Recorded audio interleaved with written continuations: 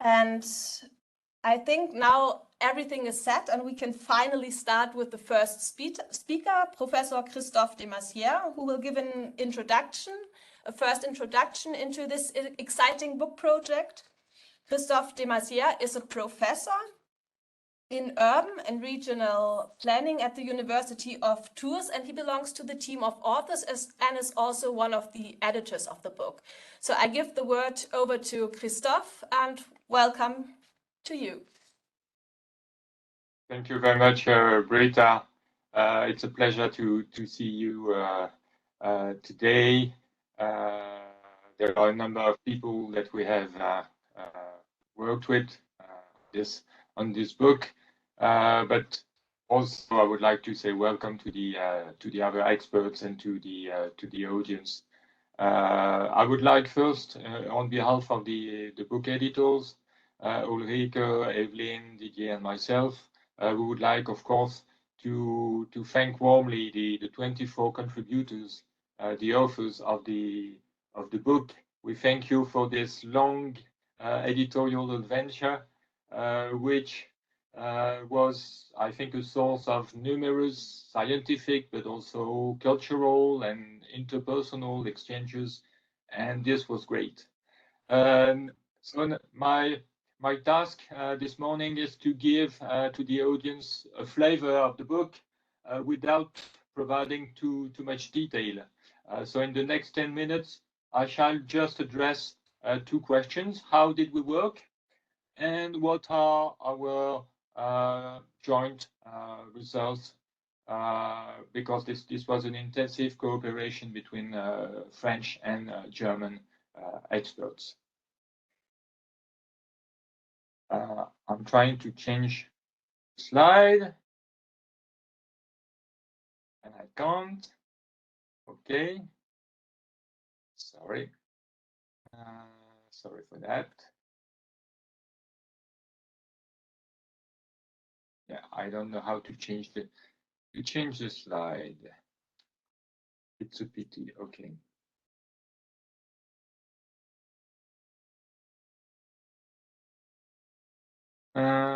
Leave the presentation mode and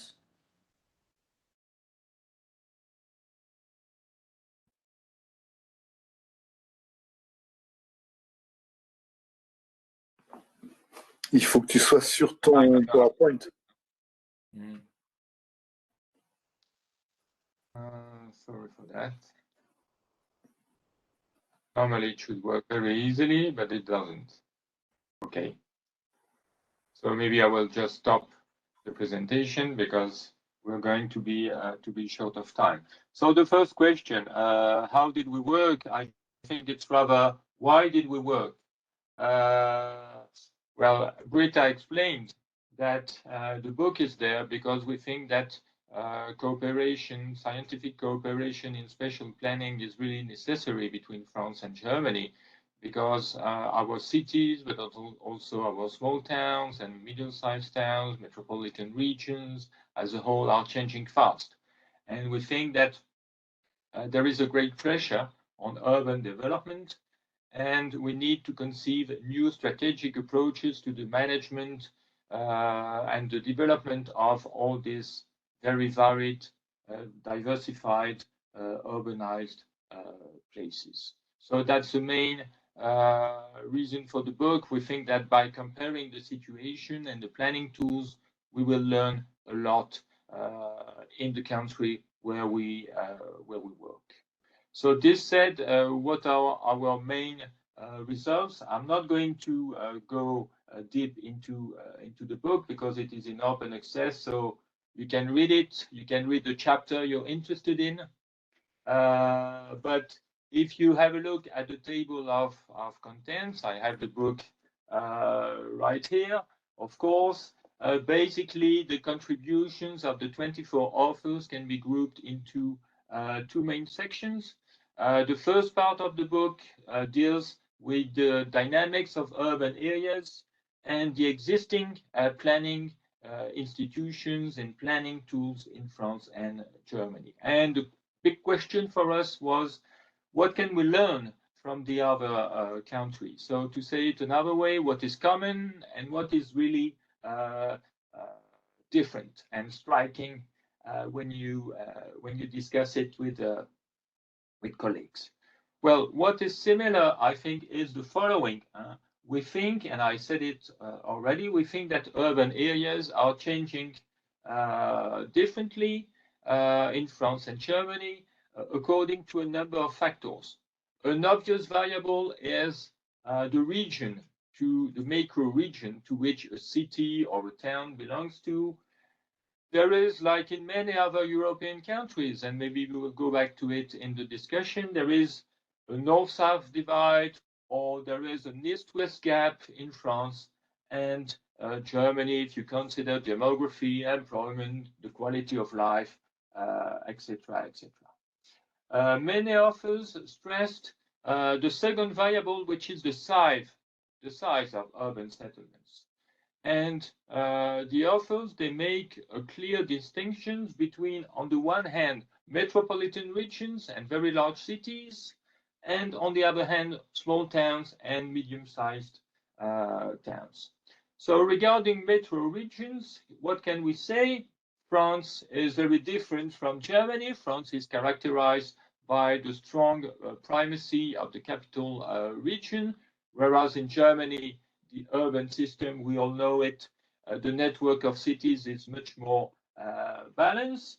And in spite of this strong difference in both countries, we observe metropolization, a strong dynamic development of large cities.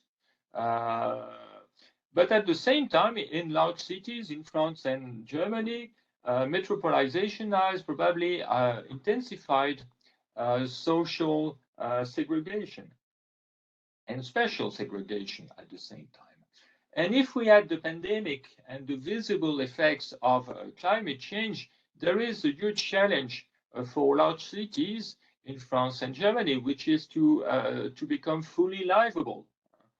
It means that metropolitan areas should fulfill the functions that are essential for life, like being healthy, having a home, being able to move around, being in contact with nature. And this should be, in our mind, a priority for metropolitan regions. If we consider now the small towns or the medium-sized towns, at the national scale, the continuous metropolization process set questions on the functions that these smaller settlements can fulfill. And there are huge political debates about the diagnosis and the solutions.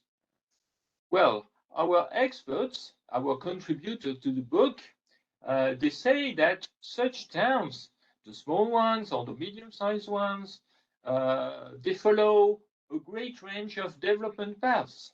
Some of them are shrinking, of course, but others are growing. To say it another way, each town is on its own trajectory according to its history, according to social resources, etc., etc. And as a consequence, we should really beware of a one-size-fits-all policy.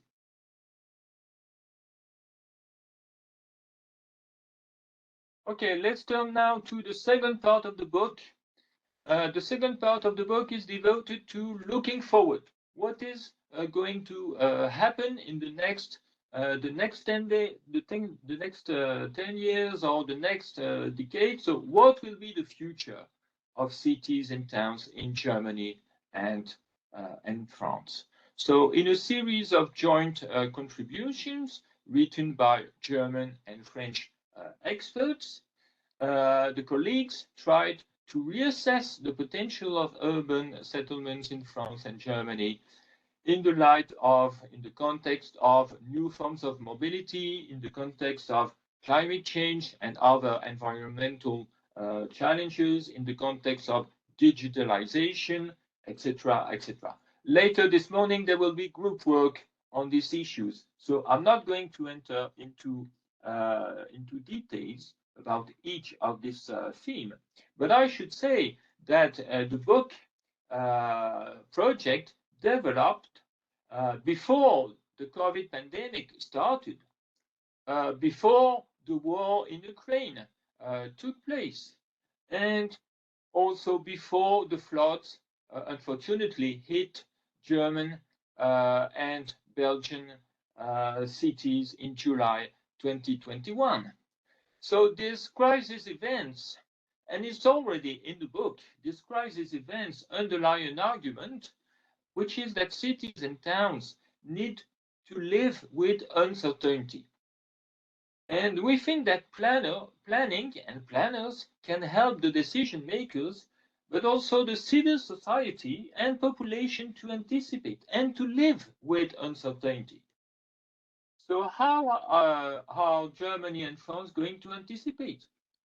For me, the answer is very much linked, of course, to the public policies that can be imagined and implemented.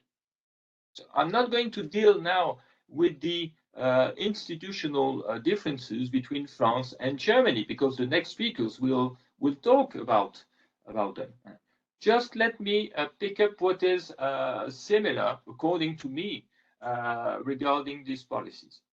Well, whatever the capacity to act of a national government or of a land or of a region, subnational governments, there are two issues which make acting and anticipating much more difficult.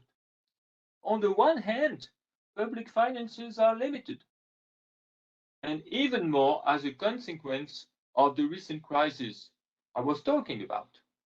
So the aim of planning should not be only the conservation of urban infrastructures, but also how to change and how to innovate, how to increase the innovative capacity of urban areas.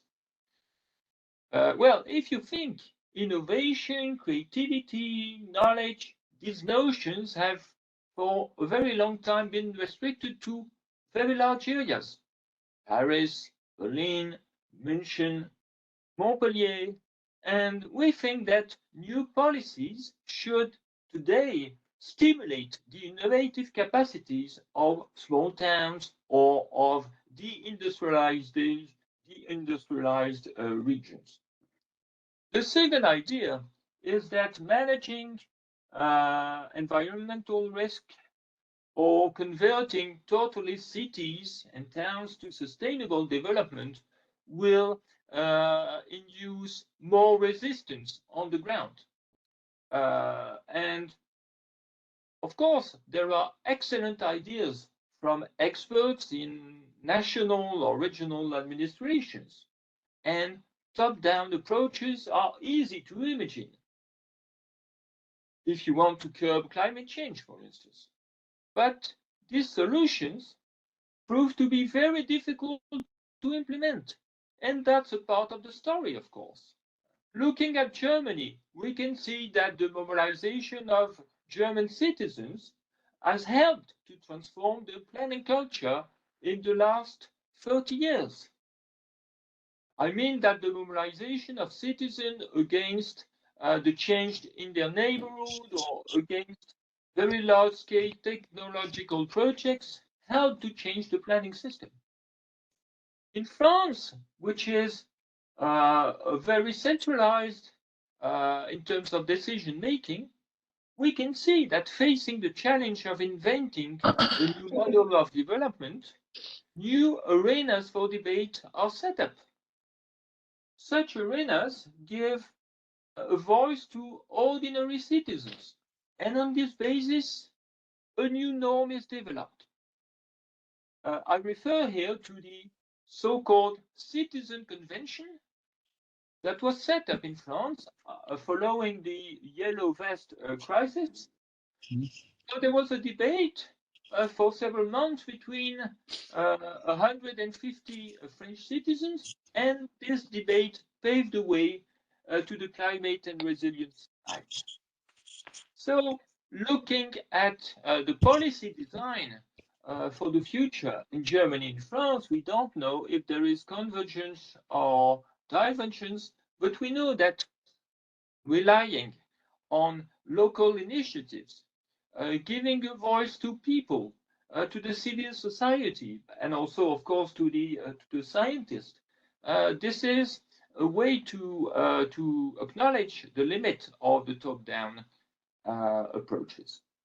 So in conclusions, let me just express the wish that through the book, we will help to promote the mutual understanding across France and Germany, but also to stimulate a debate at the European scale on the new policies that should be designed and the role of planning within these policies to have better cities, more cohesive regions, and sustainable development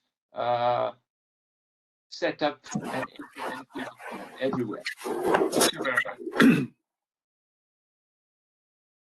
I leave you the floor, Greta. Yeah, thank you very much, Christoph, for this very interesting insights. First, insights into the book. And the next session has been prepared by three of the authors of the book. Patricia Feiertag, who is a researcher at the Technical University at Dortmund, and Didier Paris, who is a professor of urban planning at the University of Lille. And the two will present some of the key findings of the book from a French perspective as well as from a German perspective. And the session will be moderated by my former colleague Evelyn Gusted, also one of the editors of the book and the author of some of the chapters. And she is the former head of the Department for European and International Concerns of Spatial Development here at the ARL. Good morning to everyone, especially to the students who are with us, because we prepared this book. We intended especially students to be the readers and being interested in cooperation between different countries. May I say, before I give the floor to Didier and afterwards to Patricia, a few words about how we started this cooperation. It has indeed developed over a period of 3 decades and not only years. That means that before this time, we already had close contacts to French institutions and some of the French researchers and professors. This cooperation has been sometimes more intensively and successfully, and sometimes, of course, less. This production of the book in 3 different languages started with a core group of colleagues in 2015, because over time, some of the members of AIL, mainly, for instance, Ulrike Grabski-Kiron, who is with us today, and some former professors in Germany who have already died years ago, they were interested in this close cooperation. And so we decided to disseminate a call for cooperation among French and German researchers and practitioners interested in spatial development. We then started with a working kind of committee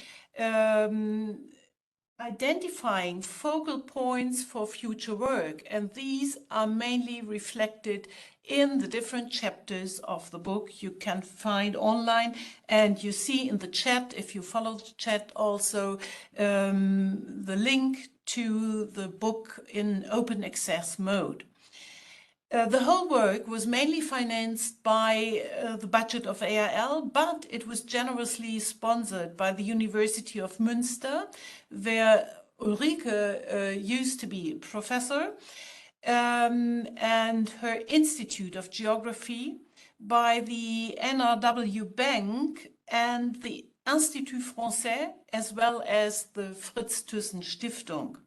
So they enabled the group to meet, to discuss, and I have to say we did not discuss enough.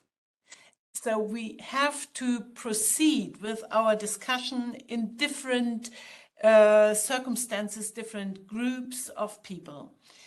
From the very beginning, it was very important to us to establish mixed teams of people from both countries for each chapter, because we wanted those people to start an internal discussion on their respective topic to enable the later readers not to start comparing every single aspect on their own, but to get a bit more elaborated ideas already.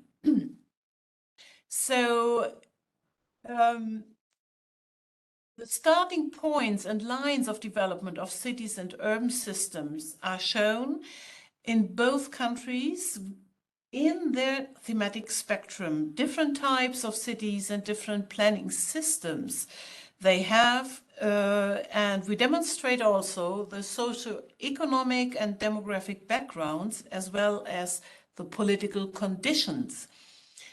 And we strive the current structural and functional transformation in both countries. As Christoph already said, common as well as divergent aspects of urban change and future challenges are pointed out. And we underlined the importance of the German-French border regions. So our common intention by joint spatial and planning research is to obtain knowledge gains and findings relevant to practice beyond spatial observation. The aspects we raised in this book have a key function for European cohesion, and in the European core area, exchange relations between those huge countries, France and Germany, can be used to make national spatial developments and similarly those of the cities and metropolises the subject of bilateral cooperation, exchange and learning processes in the future. The transfer of knowledge to the European level is an opportunity and an indispensable prerequisite is the understanding of the politics and societies of the other country and further countries even. So the knowledge about the other planning culture and its respective characteristics and the overcoming of the language barriers that so often continue to exist. So even today we speak English so that everyone is able to follow up the discussion. But when we discussed in the authors' teams or in the whole group, we sometimes swap to France, to German, so to French, to German, to understand better the delicate, small aspects which we sometimes, dropping into another language, English for instance, are covered by a feeling of, yes, I did understand, but indeed then, after a while, I'm aware that I probably didn't. So we, the authors and the editors, share the wish that the process of creating this book should only be a stopover on a journey that will continue with similar cooperation in the future. And now we will have further insight in some aspects chosen by Didier Paris and afterwards Patricia Feiertag. Please, Didier, go ahead.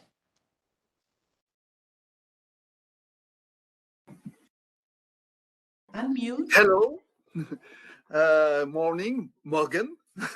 Bonjour à tous. I will try to share my screen. 1 minute, sélectionner. Okay. Do you see my screen? Yes. Okay, so I just have 7-10 minutes to develop some ideas. So I will limit myself to 2 particular points relative to 2 chapters I participated.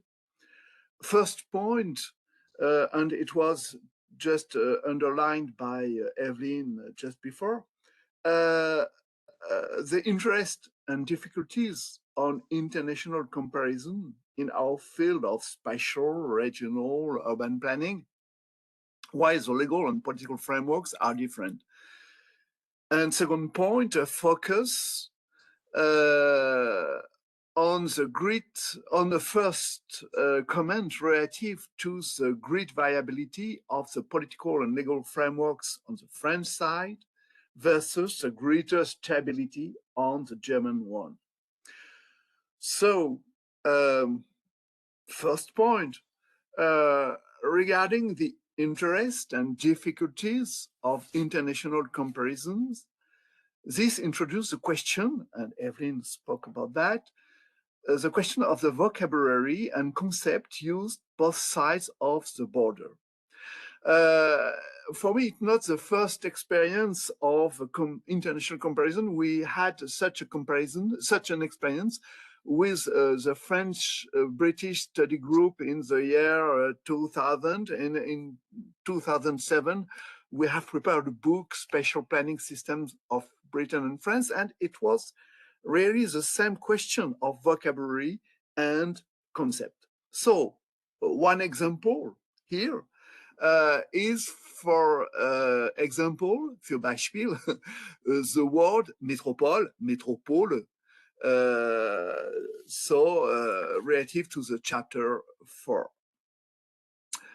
On both sides of the Rhine, it doesn't evoke the same thing, because there is a specific history of the concept in each country, and the policies that have promoted this object appear in different contexts with different objectives.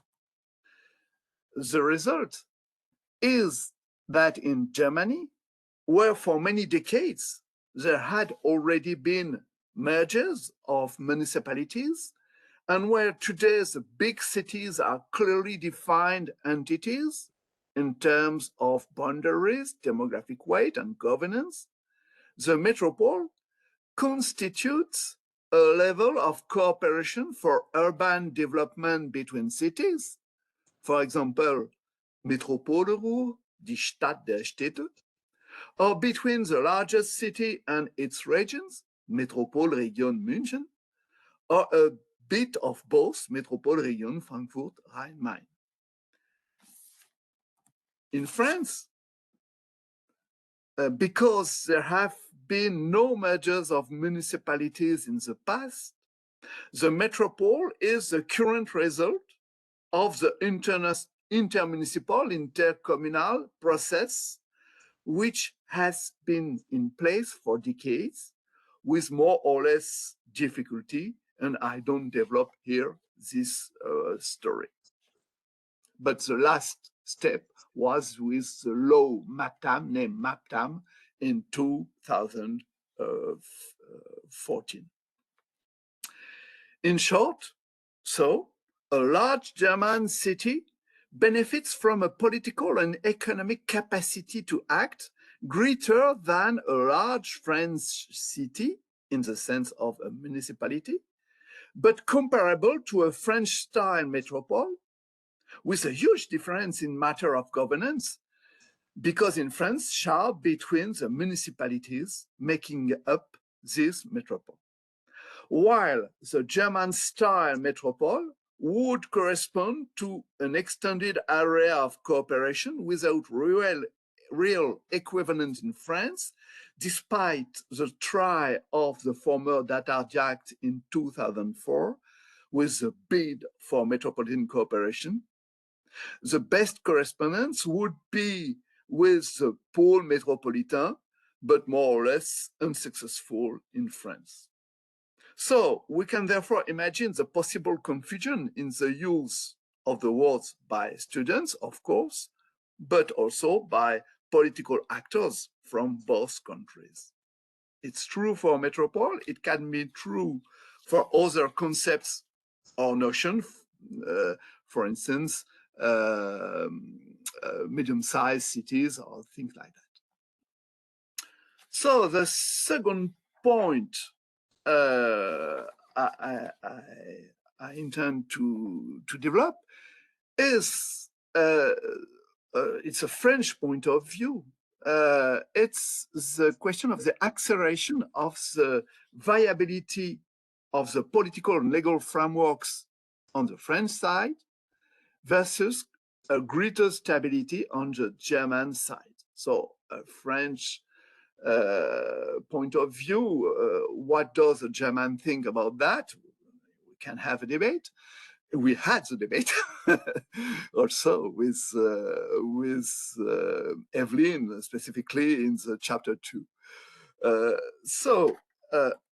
Of course, Germany experienced an enormous big bang in the 90s with the arrival of the new lender. But at the one hand, these arrived within a well-defined federal framework by the Grundgesetz.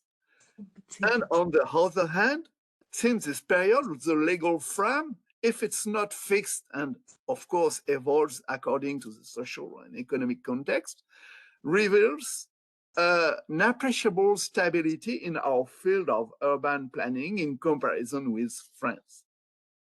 In France, the Constitution of the Fifth Republic represents a mole of stability, like the Grundgesetz, with some recent adjustment, but the legal and political frameworks of urban planning and development, local development, have considerably changed, and often with a notable acceleration since the decentralization laws of the early 80s, who already have a profound effect on things.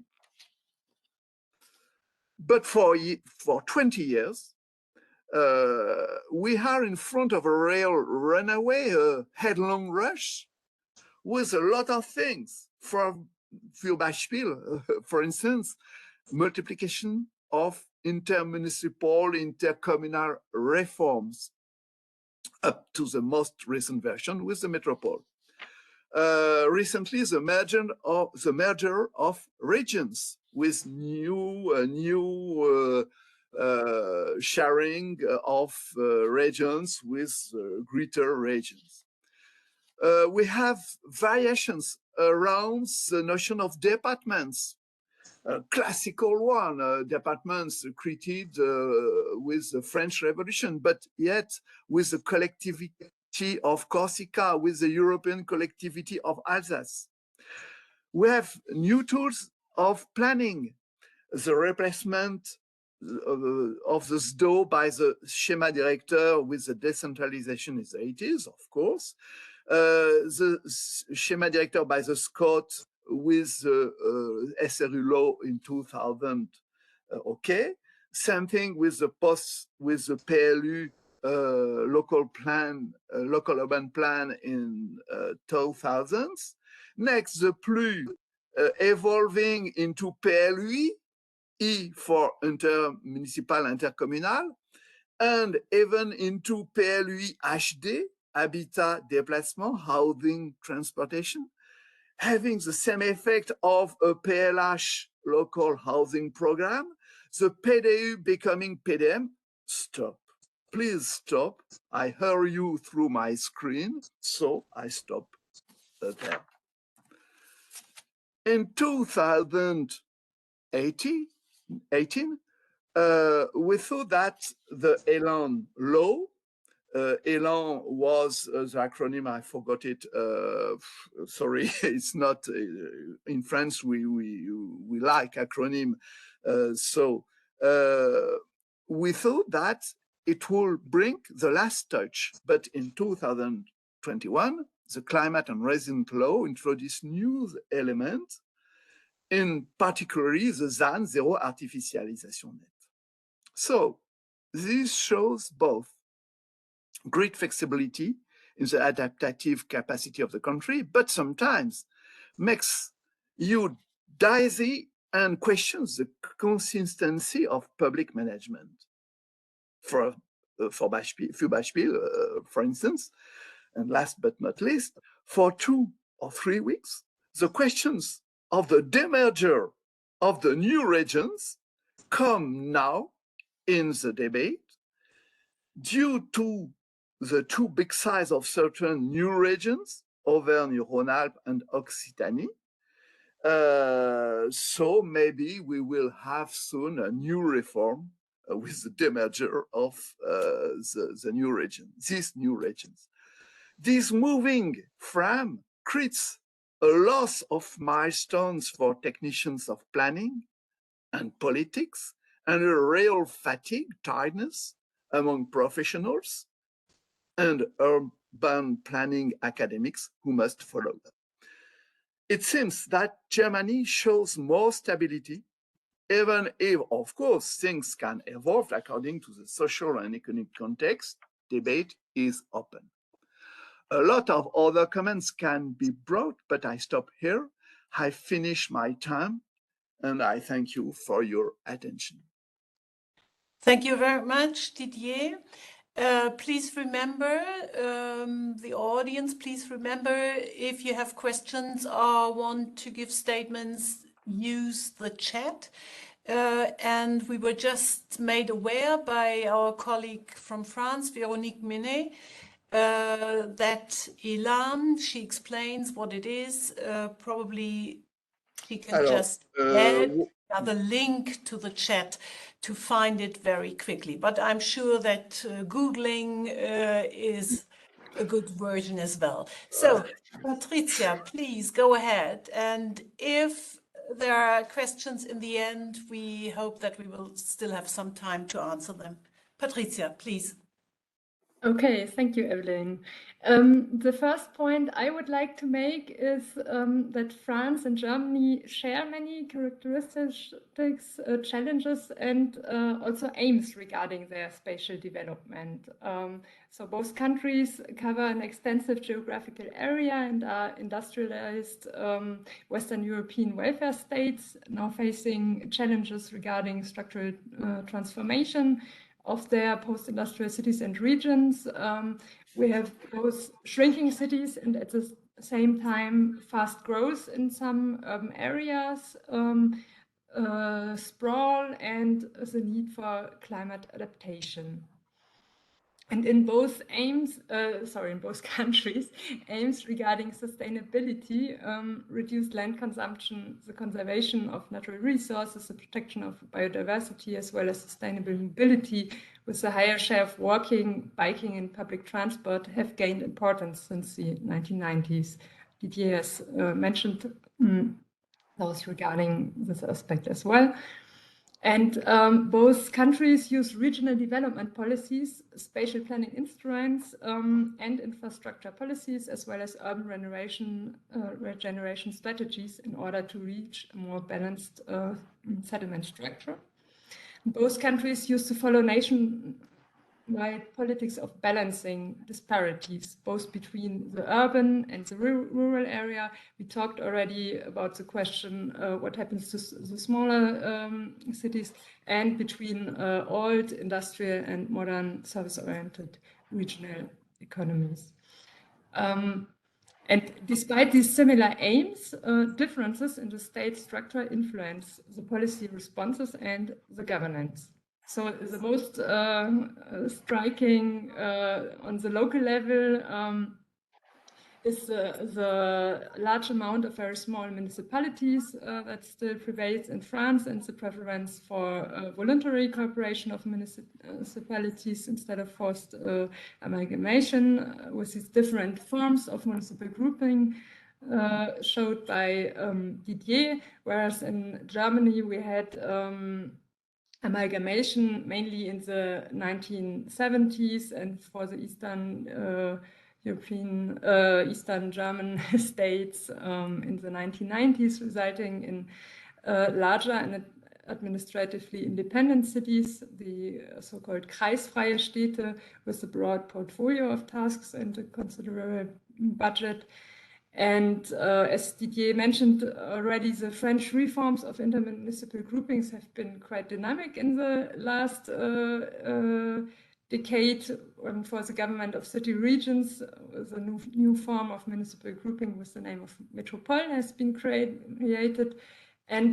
But the main concern there was efficiency by transfer of competences both from the municipal level and the level of the département. The concentration on the Metropole is a strong actor, but what has not been done at the same time is to change the perimeter of the institution, leading to the fact that they are quite small with regard to their functional area, and the question of interterritorial cooperation between the Metropole and the surrounding municipal groupings has to be developed further. Whereas in Germany, the creation of quite huge metropolitan regions is supposed to include the rural areas in the governance arrangement and fulfill additional tasks at that level. And when we look at the national and regional level, of course, Germany is a federal state with a weaker national level and autonomy of the states, whereas France is a decentralized and unitary state, leading to more top-down approaches in France and higher heterogeneity in Germany between the different states. And well, in particular, the subnational level is quite different, as French régions are weaker in terms of autonomy, competences, and budget than the German states, and have a strong focus on economic development as one of their core competences. In terms of spatial planning, there are differences in the planning culture, but also converging elements. Both planning systems are organized as multi-level systems, although the hierarchies and the interplay between the different levels is different.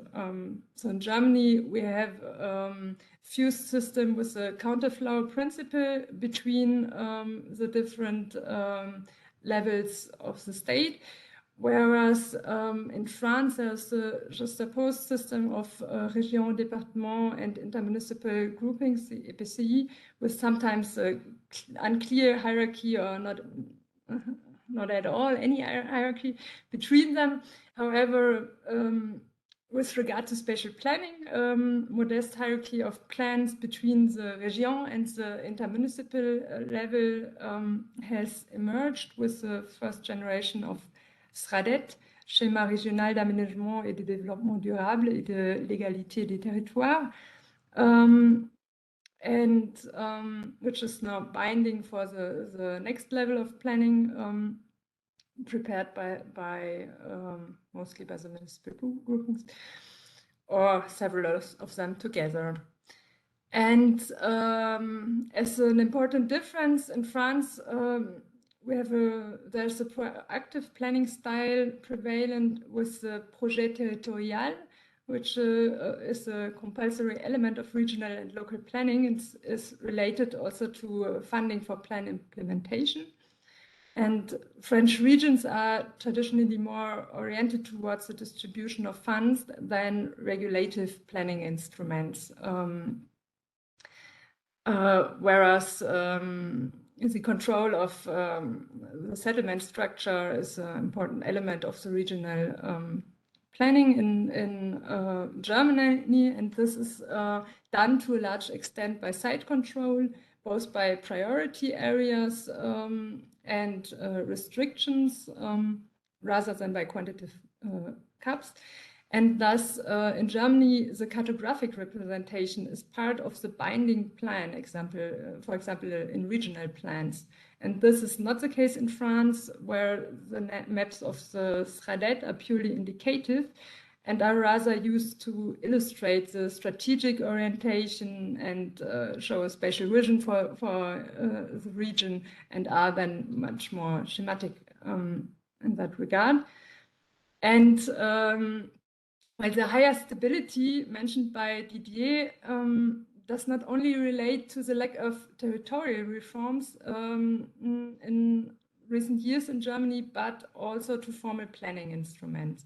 So, of course, the planning law has been adapted, for instance, by integrating additional aspects that have to be taken account in land use planning. But the instruments themselves and their names have not changed. And there's rather been an adaptation within the system. And secondly, also the plans themselves are quite long lasting in Germany. So there are municipalities that still have preparatory land use plans, binding land use plans from the 70s and 80s that are still in force.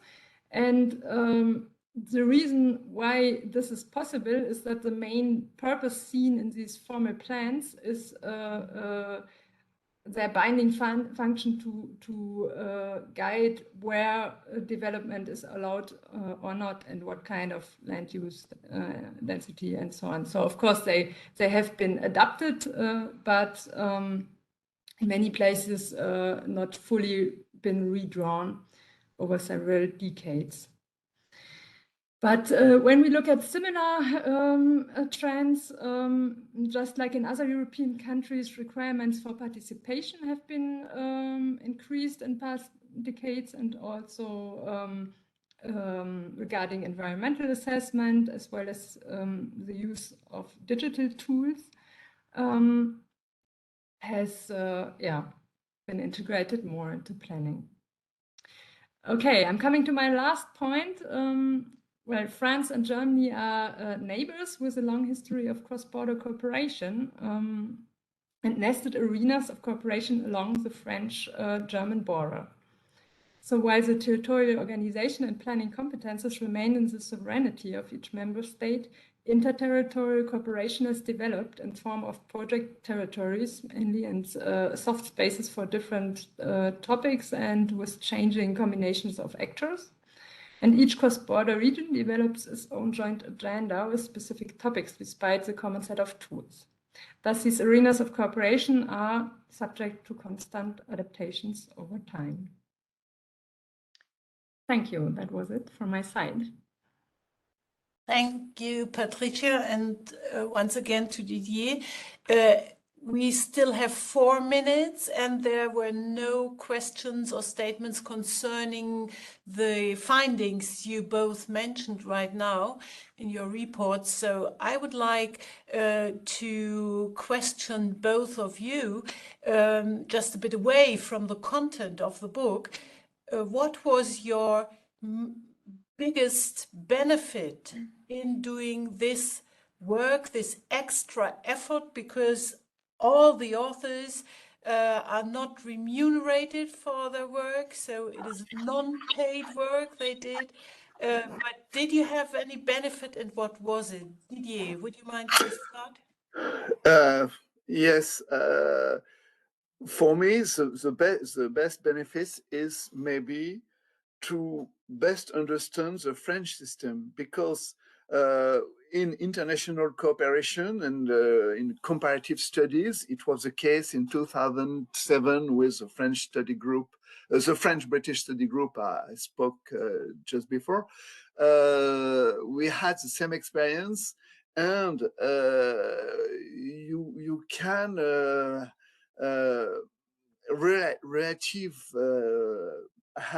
you can have a more best knowledge of your own system with a comparison with other. For me, from an intellectual point of view, it is the main benefits I had of this exercise. Thank you. Patricia, what about you? Well, I had also already a big interest in development in France and worked on it before, but coming together with in this group with other colleagues, where both German colleagues interested in what is happening in France and French colleagues was of course a benefit. And then I think the interesting element of this book project was the having shared chapters where French and German colleagues wrote the chapter together and exchanged closely about the findings, rather than having each of us a separate chapter where you write what you always write and then put them together in a compendium. So to have really this teams together, writing together with Didier and Christophe, was nice. Thank you very much. A second benefit was the opportunity to test Jägermeister at the end of the restaurant we can had in Köln, für Beispiel, which is a very strange drink. Okay, so this was really apart from whatever has to do with the book. I hand over again to Britta. Thank you very much for this session. Yeah, thank you very much also from my side to Didier, Patricia and Evelyn for pointing out very clearly the differences and similarities between France and Germany regarding spatial plannings or some key spatial planning aspects. That was very interesting also for me to listen to it. And for the next session, we asked people or experts from two other countries to read the book and to reflect on certain issues of the book. And I will pass the microphone over to another member of the team of authors, Franziska Sielka, who is a professor for urban and regional research at the TU in Vienna, and who will be moderating the session. And to the speakers, Maroš Finka from Slovakia, who is the president at the Association of European Schools of Planning, and to Valeria Fideli from Italy, who is also a professor of planning and urban policies at the University of Turin. So, Franziska, you have the word. Thank you very much, Britta, for handing over. I hope everyone can understand me well. So if I can see some nodding faces, that would be great. Yes, thank you. So we are actually, well, I know, I should moderate, but I cannot leave or start off this session without saying some special thanks to the ARL. And I know there are many members in the audience who might not really know the ARL well. And I know for many of the French colleagues, it's really the first time to collaborate with the ARL. And I think this working group is really a special one for me personally, but I think also for the ARL, this is really one specific bit, bringing together authors from different countries, sometimes really authors that have never collaborated beforehand and who have been given this opportunity to exchange. So it's truly the creation of new networks. So also for everyone in the audience, stay in touch with the ARL and, make use of this network. Maybe afterwards there will be other opportunities, because I think the true value of this for academia itself is that there has been a development of a new network, and that's not something that we can easily get in really getting into discussion. So I find this a very special setting that I really want to highlight. We have been given the opportunity not just to collaborate, but also to write a book in 3 different languages with help of translation, to really find a broad audience that I have to say, I mean, I'm not the most senior in this setting, clearly, but I have never seen something like this. And I think it really deserves special mentioning. So now, after all this praise, we hope to also critically engage with the book that we've been working on for some years now.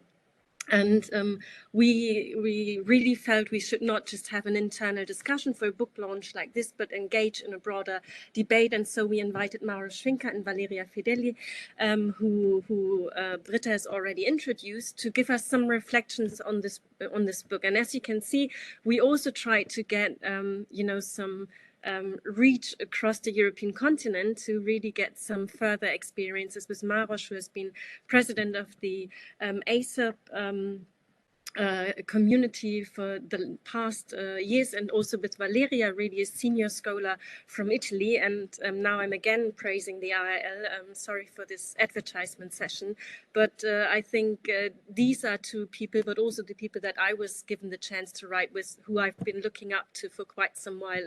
And that's special for these kind of working groups as well. You get to work across academic generations and really also creating a knowledge exchange on how different generations see certain questions. So I'm really interested to hear what Valeria and Maros are gonna say and reflect on with us. And I would first like to hand over the word to Italy, and Valeria, ask you to start off with a quick introduction and reflection on our book. Thank you very much, Francisca, and I hope you can all hear me. Yes? Very well, thank you. Yes, thank you very much. And I also share a short PowerPoint. I hope that you can see it and try to get back to the beginning. So basically, first of all, thanks also from my side for this invitation to share some thoughts and also comment upon a book, which I think is very useful for everybody, the scholars and also the students. There are many students of my course that have been invited today to follow. So it's very good work, and I would like to share some considerations about the relevance of such a comparative work that brings in knowledge about two countries in particular, but raises some questions to the overall framework. And before getting to my 4 points, I also would like to stress that in the recent past, I've been the president of European Urban Research Association, not to mention that I was a president. This is not important, but I think as ESOP and with Maros, I think we share this idea that it's very important to generate in our networks these opportunities to exchange, to produce some books that really raise some good issues and that are let's say, able not just to compare, but to make the point focus upon critical elements in current times about cities and their role in the public agenda. And so now I move to my 4 points. My time is not so long, so I would like to present you the way in which this book has somehow generated in me some thoughts that I think could be important for the discussion today. Of course, they are related to my way of thinking about urban policies and metropolitan issues, so about the role of cities and metropolitan areas. So they will be oriented towards my kind of research interests, but I hope they can contribute, however, to the discussion. So the first point is about the first word in the title, cities. And a second word that in the book I didn't find so much, that is urban policy. I tried to search with the PDF functions to check where urban policy is mentioned. And there are a few pages in which you can really find this word urban policy. This is just an excerpt, an example of page 152, where there is some mention to the politique de la ville, which is translated town policy.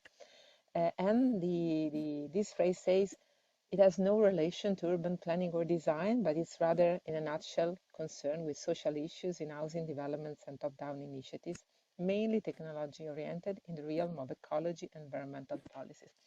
Maybe this phrase out of the context sounds too strong, but I just cut and pasted it here because with other colleagues in Europe, we recently produced an anthology, a collection of cases on national urban policy. And at the end of the day, in that book, we try to stress the fact that this issue of the focus on cities and the role that the state has in generating or implementing, in some cases, national urban policy is rather uncertain. So Even if we talk a lot about cities, if we have several programs about cities, if we have several initiatives, as the book clearly shows, that put cities at the core of the attention at different levels, different state levels, still, in both countries and all over Europe, the status of cities and the status of the urban policy seems rather uncertain. And going back to the words of Christophe de Maizière at the beginning, I noticed his reflection about the fact that maybe it's the local level that is more relevant rather than the state level. So rather than top-down, bottom-up initiatives that could benefit to the role of and the focus on cities and the focus on the urban dimension. So this is a first question mark. Do we need more urban policies or less urban policies from the state level or not? And is the role of the state an important role with dealing with uncertainty? I think this is still an open question. There are states that are going in that direction, or having a more interventionist approach on cities, and cases in which this is less evident, and maybe they sometimes function even better. So the big question mark remains, and I added a last word here about EU. Is EU helping us to understand better what's the role of the state and what is the role of cities in the public agenda? I think this is not so clear yet. EU has allowed more attention to the urban dimension, but anyway, this is still an uncertain space of action. What more, and this is my last word about this first point, throughout the book and also throughout other works that have been produced in these last years, we noticed that the urban policy field is still much focused on cities. And the metropolitan dimension, even if it's there, as you mentioned in the book, doesn't seem to me to have been able to renovating consistently the urban policy field. In terms of kind of policies, approaches, and tools, we still rely much on the state dimension or the local level urban dimension. The metropolitan dimension has appeared and has also been consolidating, but not so strongly as it could be expected. And this allows me to go to my second point, if the slide works. And the second point is about the role of regions. Throughout the book, I noticed that there is some good news about regional planning and the role of regions. Here quotations are from other articles, in particular appeared in regional studies, that define regional planning as a contested strategic planning arena characterized by varying interests, changing institutional procedures, tensions of complex interscalar and intersectoral relations.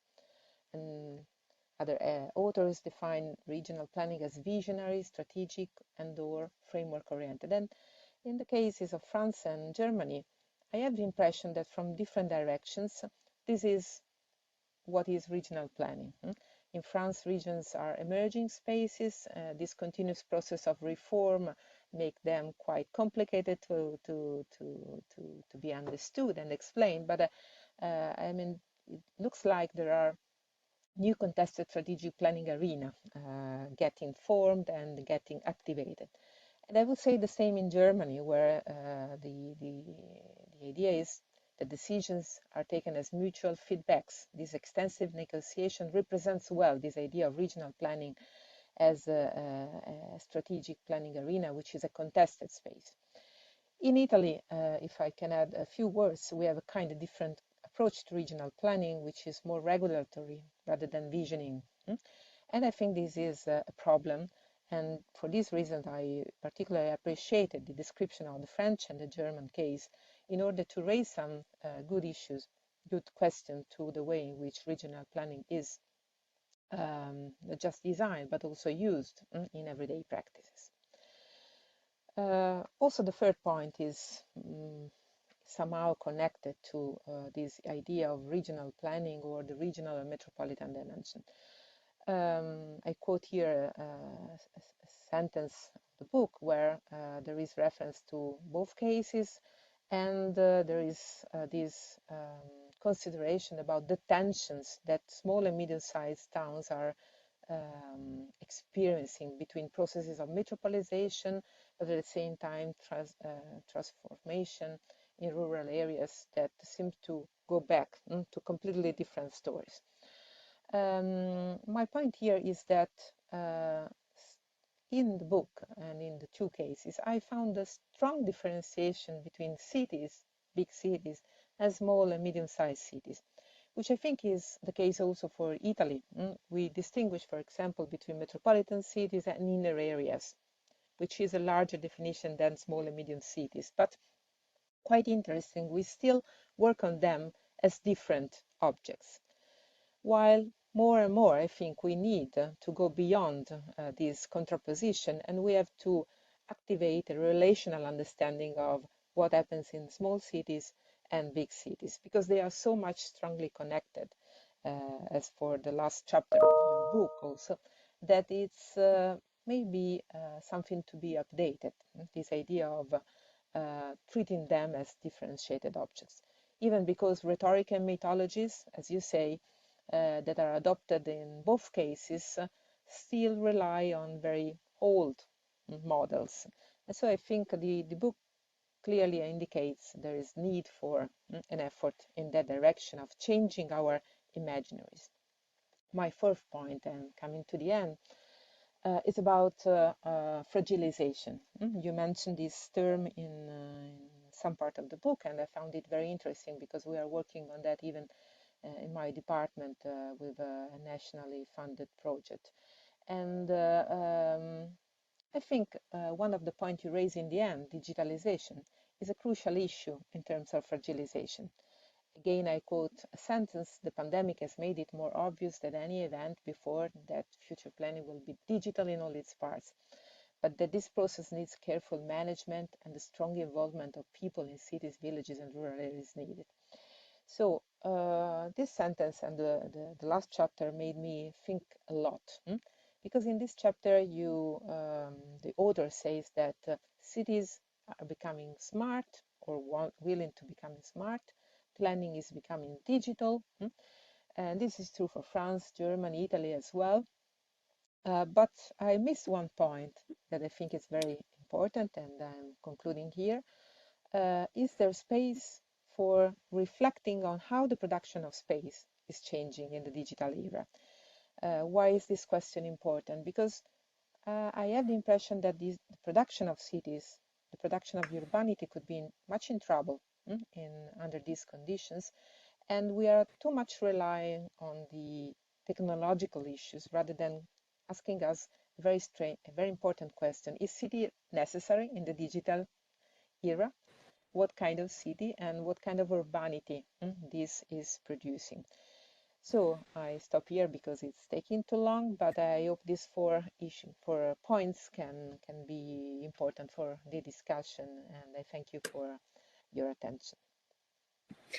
Thank you very much, Valeria. Indeed, there's some points I'd almost like to get into the discussion straight away, but before we do that, I'll hand over to Maros, and then we'll discuss both questions together.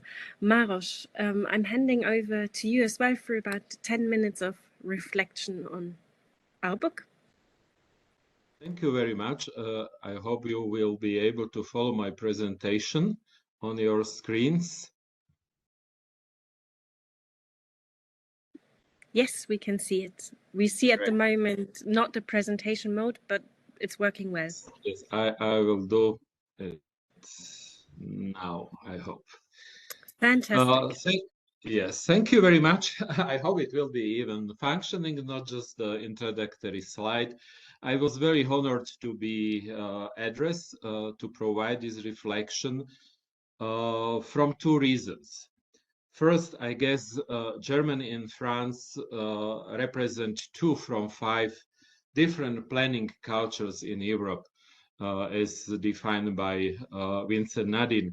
But what is important, they are showing diversity and in the same time common denominators in the time all of our cities are facing global and joint European challenges. On the other side, I have to underline and that I am sharing opinion from the previous speakers and Franziska especially, because I was very happy that such a book has been published as a result of joint activities led by ARL. This was for me very welcome information as one of the first non-German ARL members leading under the umbrella of ARL and International Working Society, the products of which next to the others were the first handbooks on planning terminology, providing as well some comparison of planning systems in Europe. I guess when I was asked to provide this reflection, I was not expected to speak so much about the content of the book, but much more I am trying to display this context of the book and as well certain kind of summarization of lesson learned. I took the inspiration from the book too. First of all, this book is one of the first comprehensive work addressing analytically urban development after COVID-19 pandemics. And I guess the first days and months and weeks, we were very happy about this new normal, and we were happy about our taking really advantage from returning to the public spacing, to enjoying the urbanity. But in the same time, after a couple of months, we started to be confronted with the new reality of multiple crises. I'm speaking about the war in Europe. I'm speaking about the energy crisis. I'm speaking about the recent economic development. So to a certain extent, this what we were looking ahead was not that reality what we expected. Although from the early beginning, I guess, especially our community, the community of planners, was aware that this will be never the normal we knew from the time before. So we can speak about some new normal, which is the result of catalyzed processes of urban transformation, to big extent as well supported by the COVID-19 pandemics. I am speaking about, for example, the processes of very strong effort to strengthen resilience of our cities, or to support the adaptive capacity of our cities to new situation the cities were facing through the COVID. But we were aware that it is not just one challenge we can expect, and we need really target-oriented work on this. So what is a reality of this new normal the book is referring to? It's about return to the previous behavior, not only of the people, but as well of the economy, overshooting the planet's biocapacity by 50% per year again. So after certain breathing out, we are again facing the same problem. It's about absence of the lesson learned from thousands of deaths associated with COVID-19, due lacking resilience and very pure crisis management. It's about hybrid war. It's about multiple tension resulting from different dynamics in our cities. And it's, of course, about accelerated divergence between national economics supported by different effects of the war, and to big extent as well by misuse of these effects by businesses. Speaking about, for example, the reaction of the open market of energy. So the ratio between growing prices by 500% is not there. It's just making businesses from this. So the question is, have you really taken the lesson learned, and what was this lesson learned, not only from COVID, but as well from this new reality? And I was very happy to read the book and see that the book is opening the questions and giving the impulses to go beyond this continuity of the discussions, and we knew them from the time before COVID. Discussion of real urban transformation in the sense of changing the quality of our cities. And summarizing the knowledge I found in the book, and reflecting this new reality, I tried to take some implications for the urban development theory. First of all, formulating some main implication of this new normal in European cities.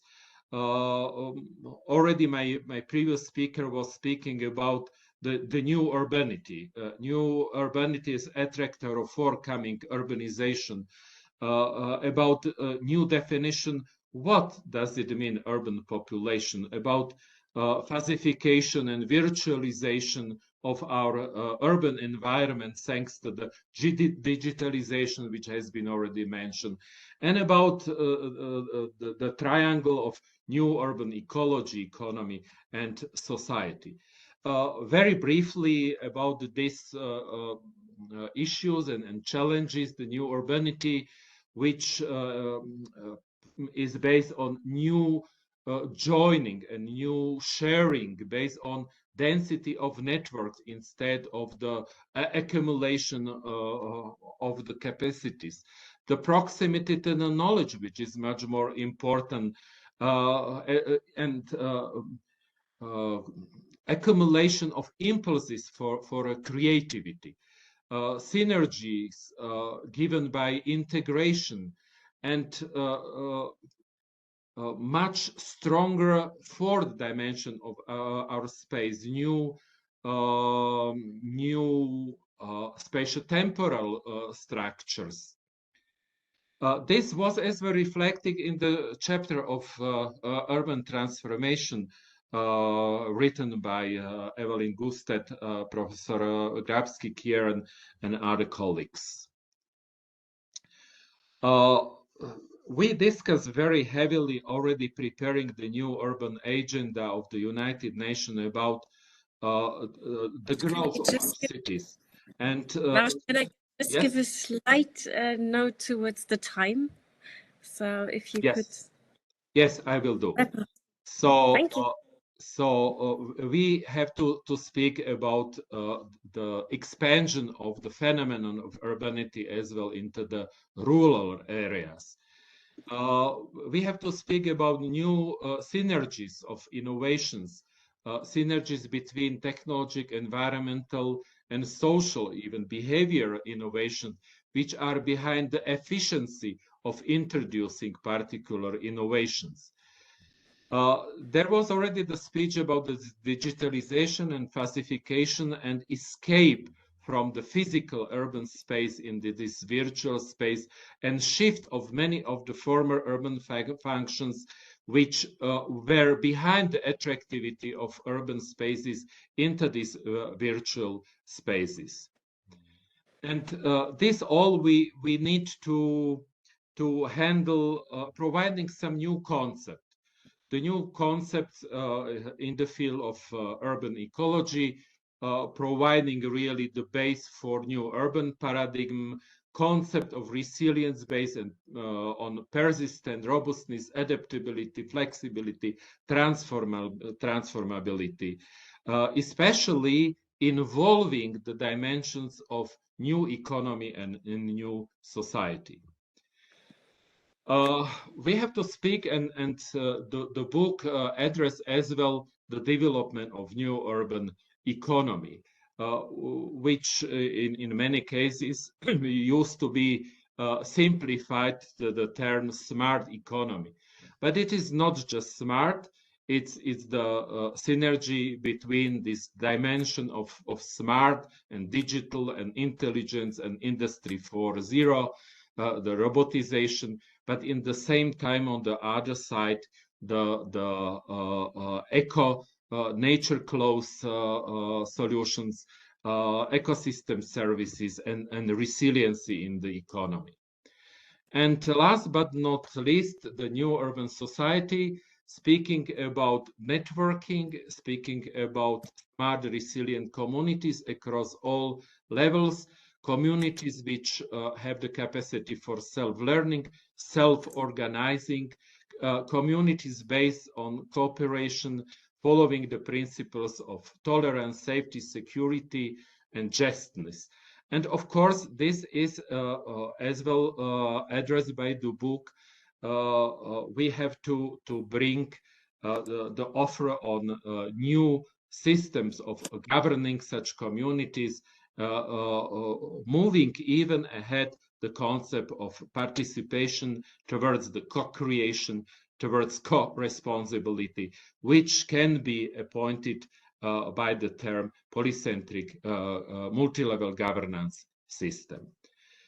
This is what I would like to finish my response, and this is again about the interlinking the space and life. So this is our headline of our center: responsibility for the spaces mean responsibility for the life.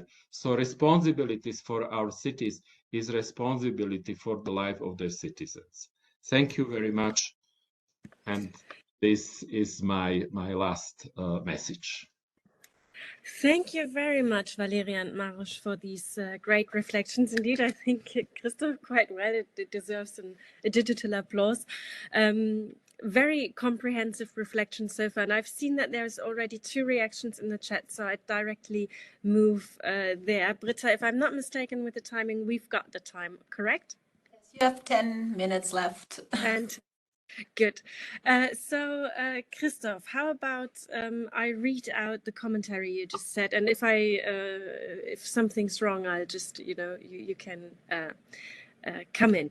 In functional terms, some smaller mid-sized towns are very much linked to metropolitan cores, but the policy schemes are different, reflecting different spatial imaginaries. The authors of chapters argue that small towns experience diverse trajectories. Some of them should be the topic of pan-metropolises. Is this starting in France with the rare metropolitan regions, metropolitan strategies, light train at the scale of metro regions?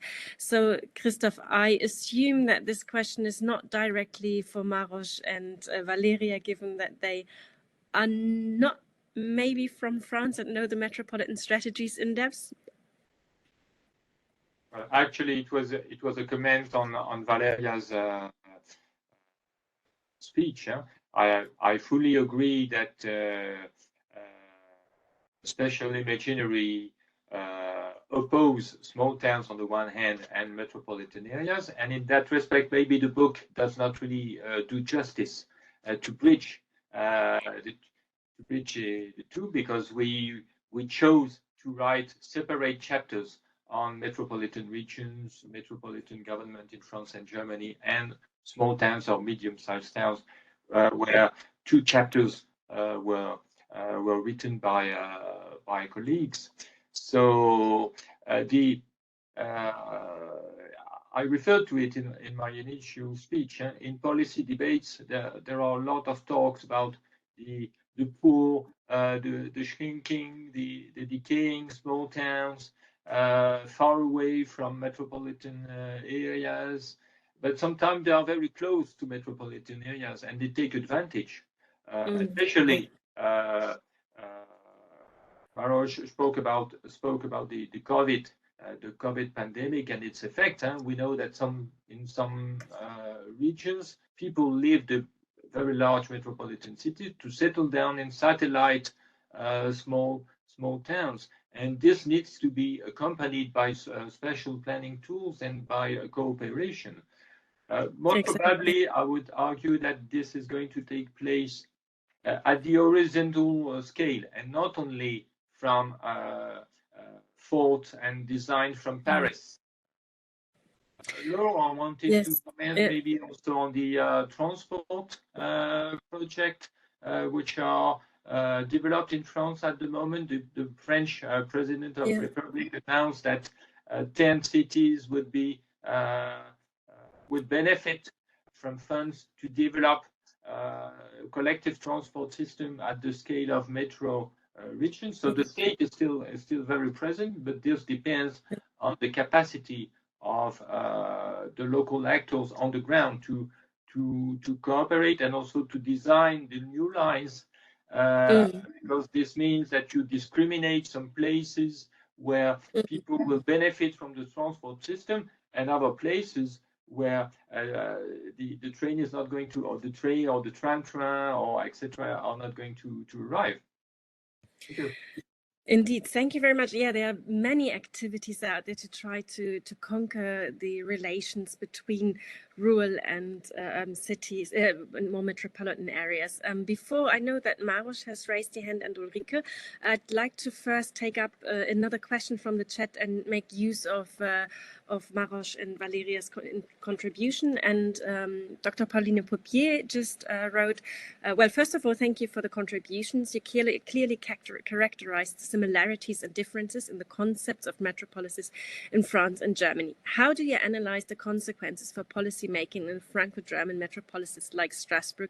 Do you see replicability to other cross-border metropolises like Lille, Basel, and Geneva? And I know this is likely going to all of the authors of the book and some of the specific metropolitan chapters, but I know that, for example, Maroš and Valeria also have some expertise. So maybe, do you want to have a first comment? So I first go back to our two speakers. Valeria. Thanks, Franziska.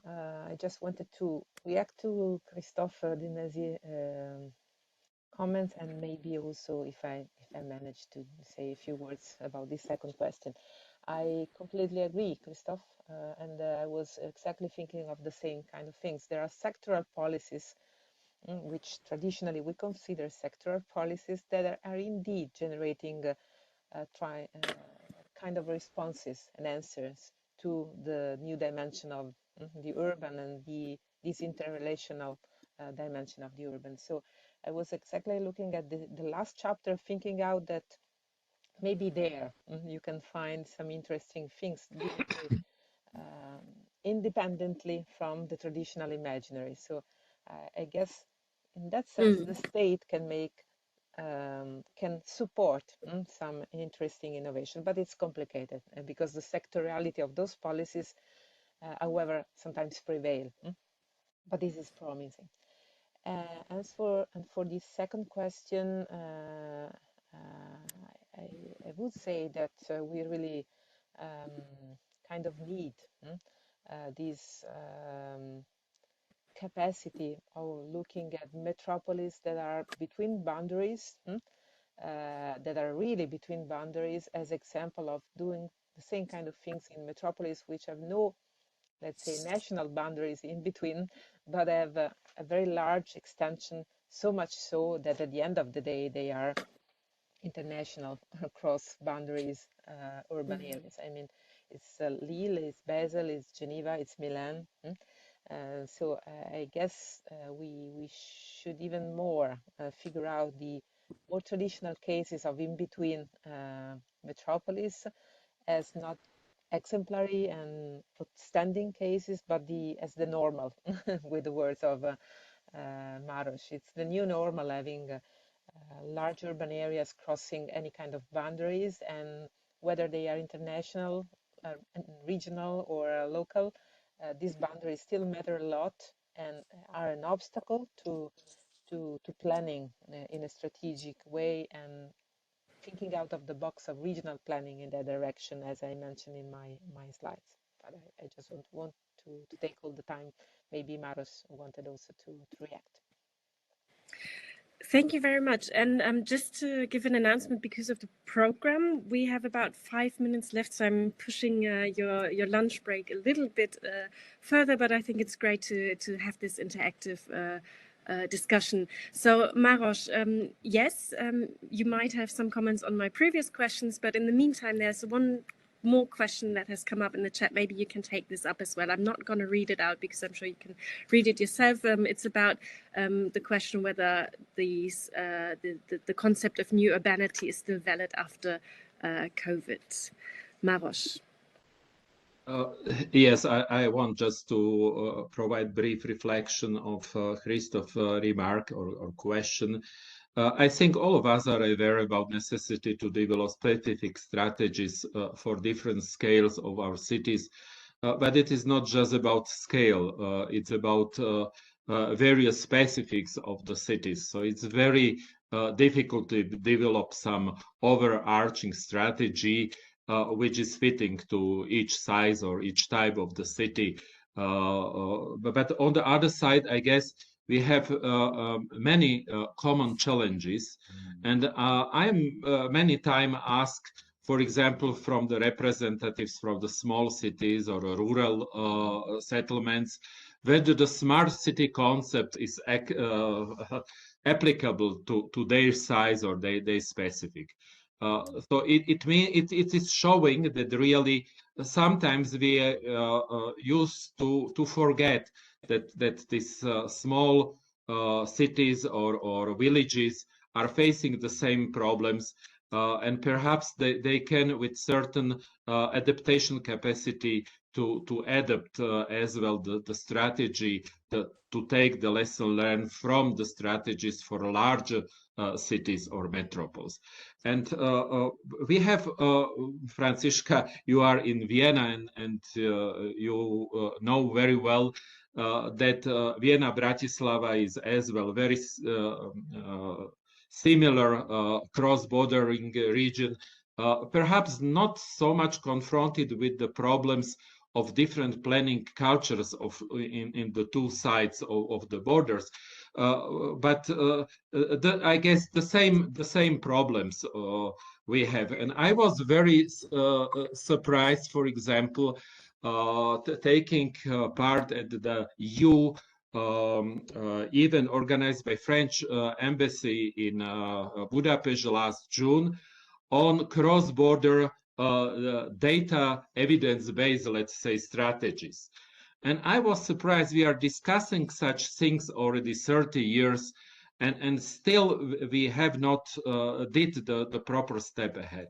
So I guess really we have to go from the discussion to really looking for some very pragmatic solutions on supporting the cross-border development, whether we are speaking about metropoles or we are speaking in peripheral cross-border regions development.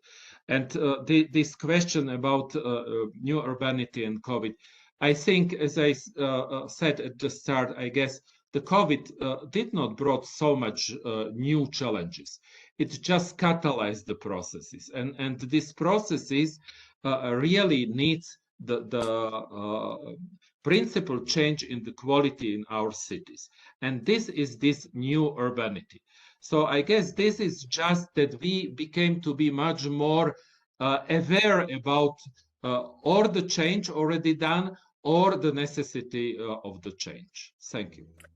Thank you very much. And we've got just 1 or 2 minutes before I cut it off, but I just wanted to give Ulrike the opportunity to respond.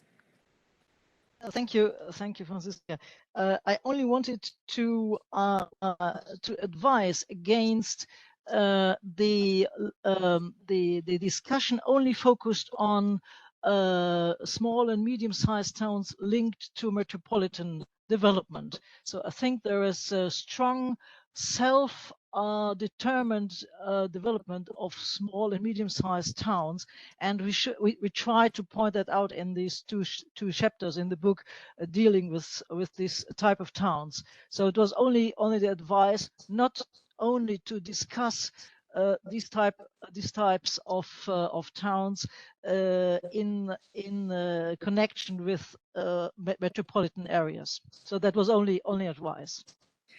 Thank you very much. I think this was already a great discussion going into the details, and we already, from just this few minutes of discussion, already have almost a research agenda to really question again the relationship between small and medium-sized town metropolitan areas in a very dynamic setting and under the new challenges that we face at the moment, and then questioning again what's the development in their own right maybe, but also how do certain adaptations relate to one another.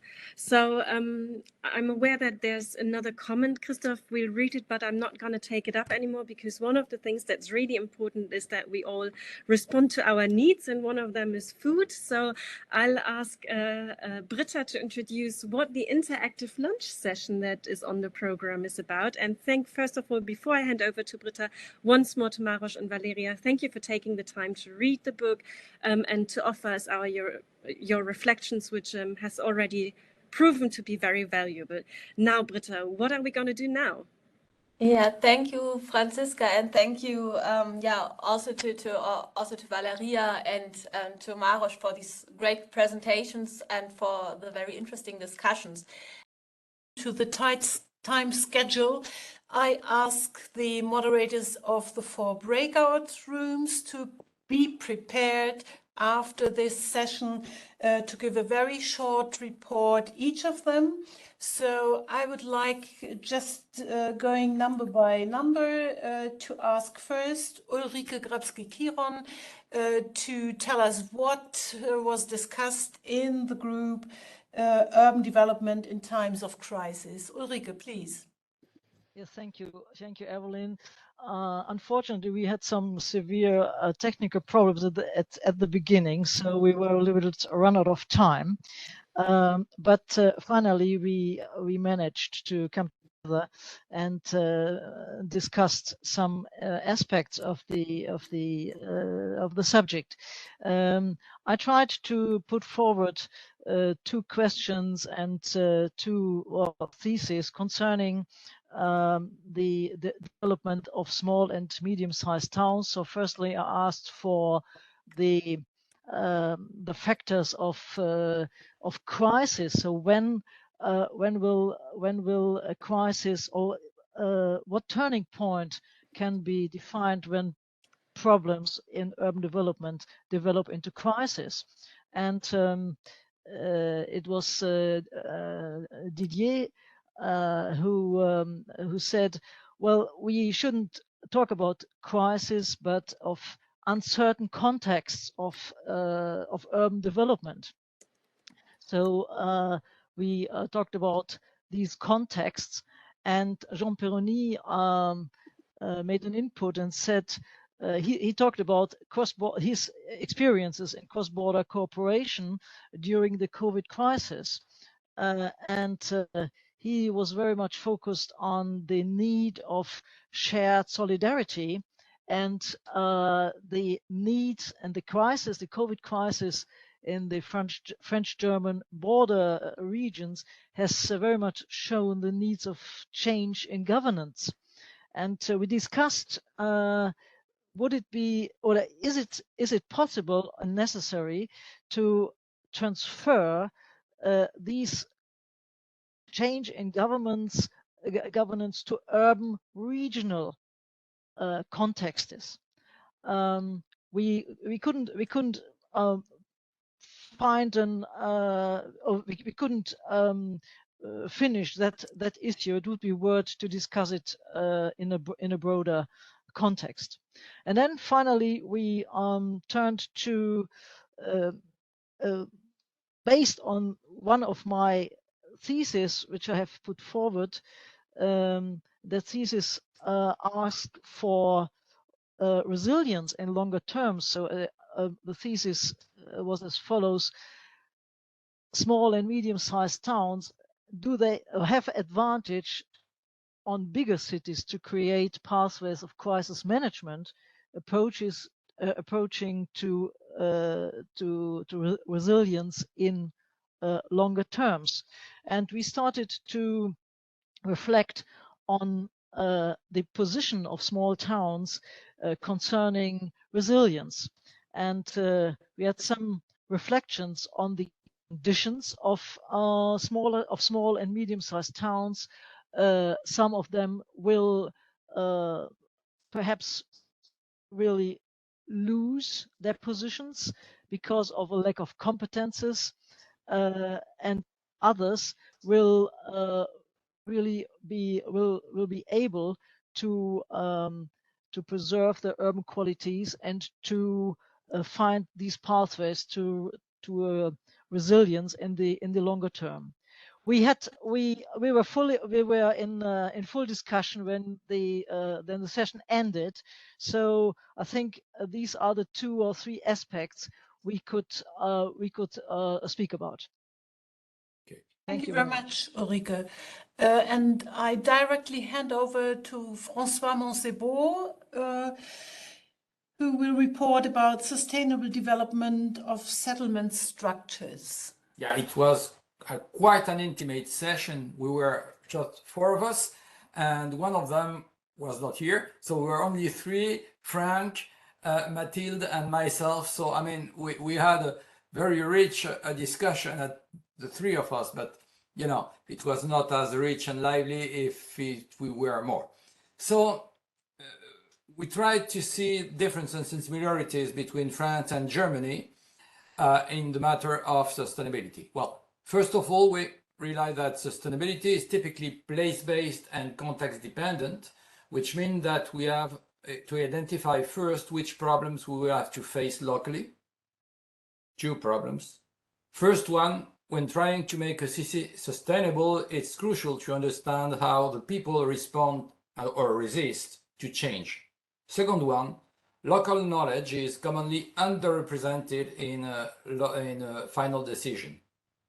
The only way to promote, to help with this is to promote elements of participatory governance. But when you say participatory governance, there is a set of questions which are what governance arrangements are to be built and which intensity of participation is required, and for example, who decides on how. For example, there is this idea that participation is always good for sustainability. And Frank explained us that it's not absolutely true. Sometimes people you can have mayors that want to make their cities greener, and a participatory process of people that don't want it greener and don't want sustainability. And then we have a kind of, you know, to ask ourselves if a full participatory process is really good in it. Something else, and it was mentioned by Matilda, is that more and more mayors that have been elected on a sustainable agenda tend to go further than the population. And it's something that is at the same time participatory and institutionalized. That's one of the main.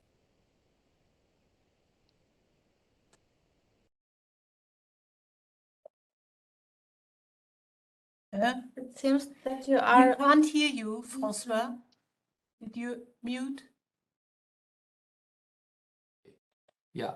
Yeah, there's an issue of cross-legitimacy that was, I think, that appeared during the debate. On the one hand, people don't want to participate because they feel they won't be listened to, and they don't trust the initiators of this participatory process to take into account what they say. That's the first lack of legitimacy. On the other side, people, deciders, practitioners, mayors, and so on, consider that they know best than the people what is good for them, better than people. And so there's a lack of legitimacy towards local knowledge. This is a huge problem when trying to implement some sustainability policies. And that's it. At the end of it, meaning that in both countries, mayors, academics, and developers are entering as initiators of such process, whereas before it was either bottom-up actions coming right from the people living there and neighborhood associations, or federal in Germany or national level in the French side. And now you have people that are doing new initiatives that are neither the one nor the other, essentially, I say, academics and developers and mayors. And I think that's it, Frank, Matilda. Okay? Fine. Thank you. Thank you. Yeah, thanks to you. Though it was a small group, it seemed to be very intensively the discussion. We may have another example of a small group later on, but now I will give the floor to Laurent Guiry and Julia Yaras and or probably who moderated the mobility demands versus needs breakout. Laurent. Yes, thank you, Evelyn. Thank you first to VIRL and to Evelyn and all the staff for all this long work and hard work. And we are very happy of the results of this book and this workshop. So we had an interesting session on the issue of mobility.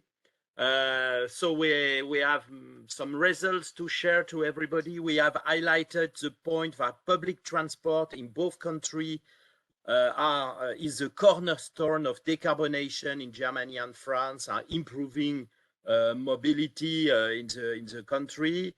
Germany has developed an efficient regional railway transport in region, but also with bus around to go to rural areas. Maybe the best country on this point is Switzerland, of course.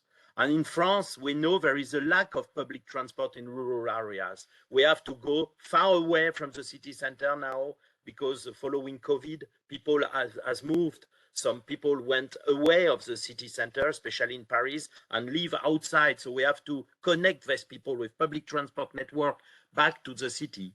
So France is working on this point now. French people drive their car to go working in the city. They do in average 40 kilometers return to go to work, and the modal share of this mobility is 80%, the modal share of car. So in 80% of the travel, they use car from rural area around core cities, the city center, to enter the city. So huge problem of congestion, CO2 emission, unsatisfaction. So the second point we investigate is the issue of behavioral change. We have to change culture toward biking and walking. Now in France, 60% of travel less than 5 kilometers, 60% of travel less than 5 kilometers are made by car. We are very individualistic in France, but 5 kilometer travel, there is electric bike now, very easy to use, or walking or public transport. So changing culture toward biking, so biking lanes, there is new strategy and cities, and it's successful. Strasbourg is #1, Lille, it's quite good. In Lyon, it's booming biking in the city. So next point, regional railway transport has to be improved. We have an example now to share. RER Metropolitan in Strasbourg. In December, Strasbourg started a new network of RER like S-Bahn or in Germany. It's difficult for SNCF to manage this. It's a new culture. One train every 15 minutes. They have difficulty to do this in Strasbourg. So 50% of the train, of the supply, what is proposed by the region, Métropole, is not operating. So 50%, there is a lack of 50% of the supply at this time in Strasbourg. So people are very unsatisfied of the new RER. But this is the future of regional mobility, regional railway transport. So we follow Germany, not in terms of punctuality. It's a joke for everybody. We don't want to follow Germany in terms of punctuality now, but we follow Germany in terms of competition, tendering. France now has started following European railway reform, European regulation. We tender regional railway transport. First result is South region, la région Sud. Transdev is now operating regional railway transport in 2025 between Marseille and Nice. Improve supply, more train, a new train. It will be really better off. Last point, or before the conclusion, financial incentives are the best way to change behavior. Julia has made interesting research on this point in Berlin. Parking, tolling strategy for entering cities. The idea is money from car to the public transport to improve the quality of public transport. So tolling strategy like Milano, like Stockholm, like Oslo, like Singapore. We have a good example all over the world on this point. And last point, electrification of car ownership. It's interesting, but it's not the absolute solution. It's because it is one solution among others, because it will not change congestion in city.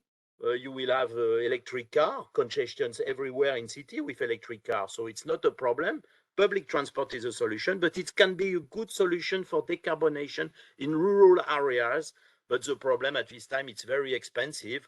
And France is becoming poorer. We face desindustrialization. And as you know, from 1 or 2 years before, the Gilets jaunes story, we have to be careful of the reaction of the French people. So these are main results. But Julia, you can, of course, add some comments on the group, and Guy was among the group too. So if you have some comments to add to this short presentation. Thank you. Thanks to you, Laurent. Julia, you want to add something? Yeah, thank you. Also, Laurent, I just want to add a small point, or to highlight again, and we also agreed in the session that there are these ambitious goals to cut CO2 emissions in the transport sector. But so far we are not there yet, not at all. So there's still a long way to go. And right now we still have a high car use and high car ownership in France as well as in Germany. And yeah, it's still a long way to go. And as Laurent said, the financial incentives, but also restrictions seem to be a good way, yeah, to come closer to that goal. Thank you, Julia. I would like to add from my point of view, what you said, Laurent, concerning the electrification of cars did not or will not be a solution for congestions, for instance. I think you're totally right. And that makes me think about a strategy of retreat, as I would call it, in every respect. So whenever we talk about growth, I think we won't change things. So we have somehow to step back from that idea of growth.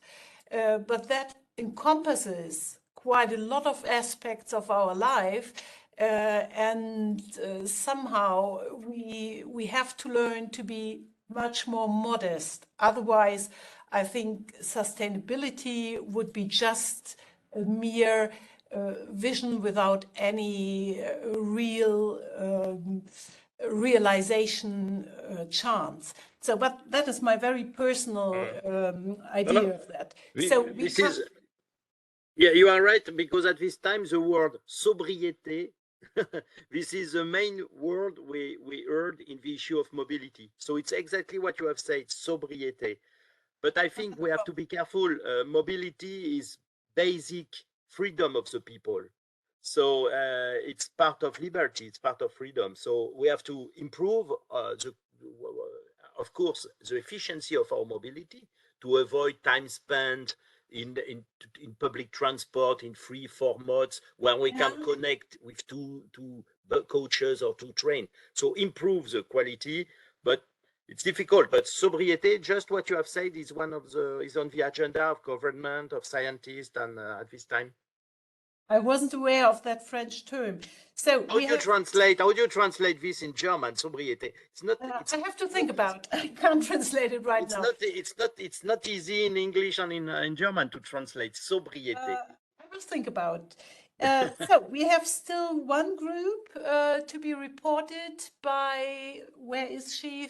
Franziska Silka, and that was one of the small groups as well. Franziska, please go ahead. Yes, thank you very much. So we had the question smart cities gains and losses, and we had quite interesting contributions, which is really hard to summarize because, as you can imagine, we are touching on everything. And we started off with a discussion about data silos and the role that they play when communicating across those different instances of different web applications, maybe smart apps, but also all kinds of other digital data, and who can actually access it and how can we use it. And we then discussed one of the aspects is who do we want to include, and what is the contribution of different age groups to potential collaborative planning processes, participation, and the challenges that means for planners by trying to incorporate those different groups with their specific needs of when and how do you get them to collaborate. We had a quick conversation around maybe TikTok and who's interested in that. The importance that of Google Forms or QR codes was mentioned by one of the students that's joining today. And then we also, on the other hand, had the discussion there are some people who live for 20, 30, 40 years in those specific local places. And this is the kind of knowledge that we as planners want to access, which might not always be easy to just do through digital processes. So to some extent, planners are being faced with the problem of participation across different age groups and the different tools and different qualitative feedback that this means. We also then questioned who is actually producing data and who can access it. And sometimes we go through cumbersome processes in creating data sets that can be used while the information should actually be there. And Evelyn Gustet, for example, gave an example around how Germany lately started a process of trying to estimate land taxes or land or stamp duty and levies on specific houses and identifying the different shares of ownership in joint housing. So that's definitely a challenging task that wasn't easy to fulfill for different citizens. And I know that older citizens who owned, for example, who are owners of property, were challenged by the process of putting this on an online format.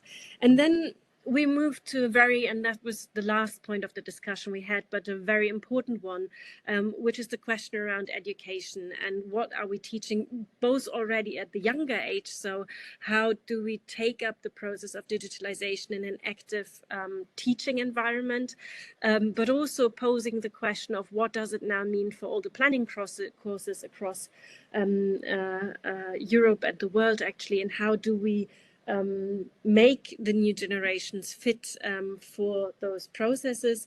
What are the questions that we actually need to address? But also then looking into what kind of data sets do we have, who can actually access them? So which of course poses a challenge for researchers because we sometimes do not get access to the data that would actually help us to give a proper estimation of current developments and analyze the data that is existing, which maybe is not being done to the same extent by the state. And so we're missing out on actually making use of these data sets, which, well, for us as researchers can be a little bit of a loss, and I'd actually go as far as say a pain sometimes.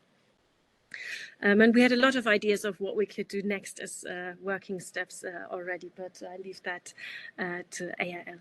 So thank you for the contributions to our small sessions. And I don't have another conclusion, but I really like Laurent's conclusion that one needs to be afraid of the reactions of the French people. I found I had to laugh about this because actually you're all here, though I know that a lot of the processes going on in universities at the moment is that you're striking, or many or students are making you strike in different ways. So I was actually quite happy that we could still have the conference today. And I leave it at that. Thank you, Franziska. I won't have to add anything to that. So we are very good in time. Frank, you raised your hand. Please, go ahead. Yeah, I just had a look about sobriety, coming from sober, nüchtern, sachlich, sparsam in German, in English sobriety. So that is Nüchternheit, Sparsamkeit, a very German attitude.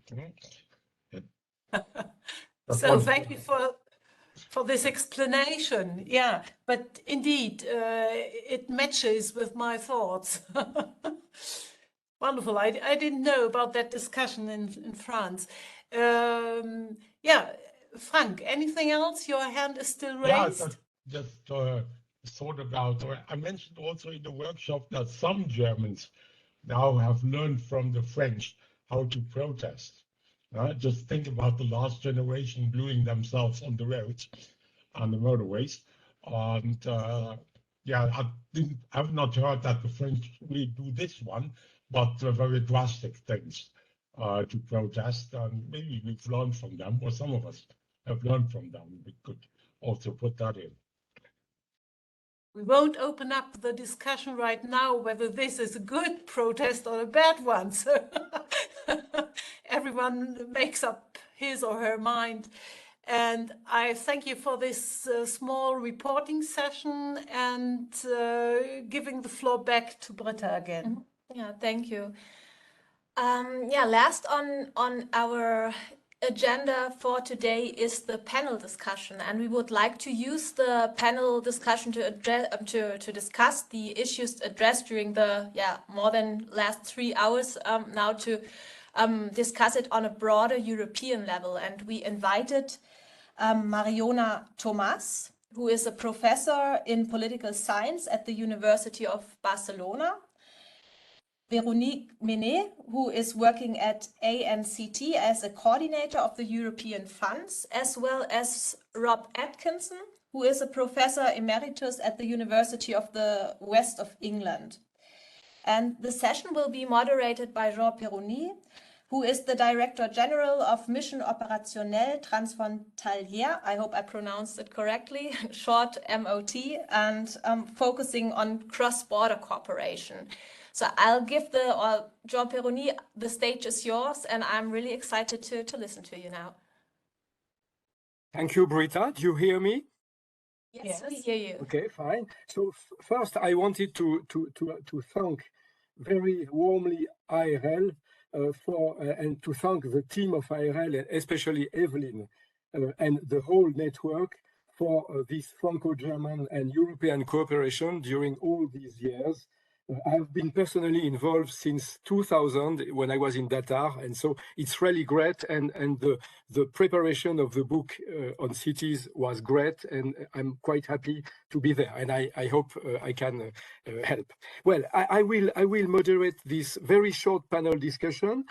You have presented already the speakers, so I will basically ask each of the speakers a question and ask them to answer in, say, 5 to 6 minutes, so that we can keep sort of 1/4 of an hour to have a general discussion. So you can also put some questions in the chat. But I start directly to the 3 speakers.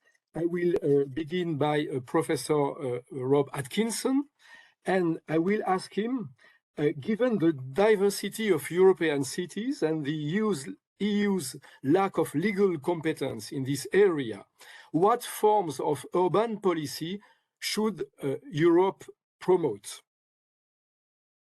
So the floor is yours, Rob. Thank you, and thank you to the organisers for inviting me.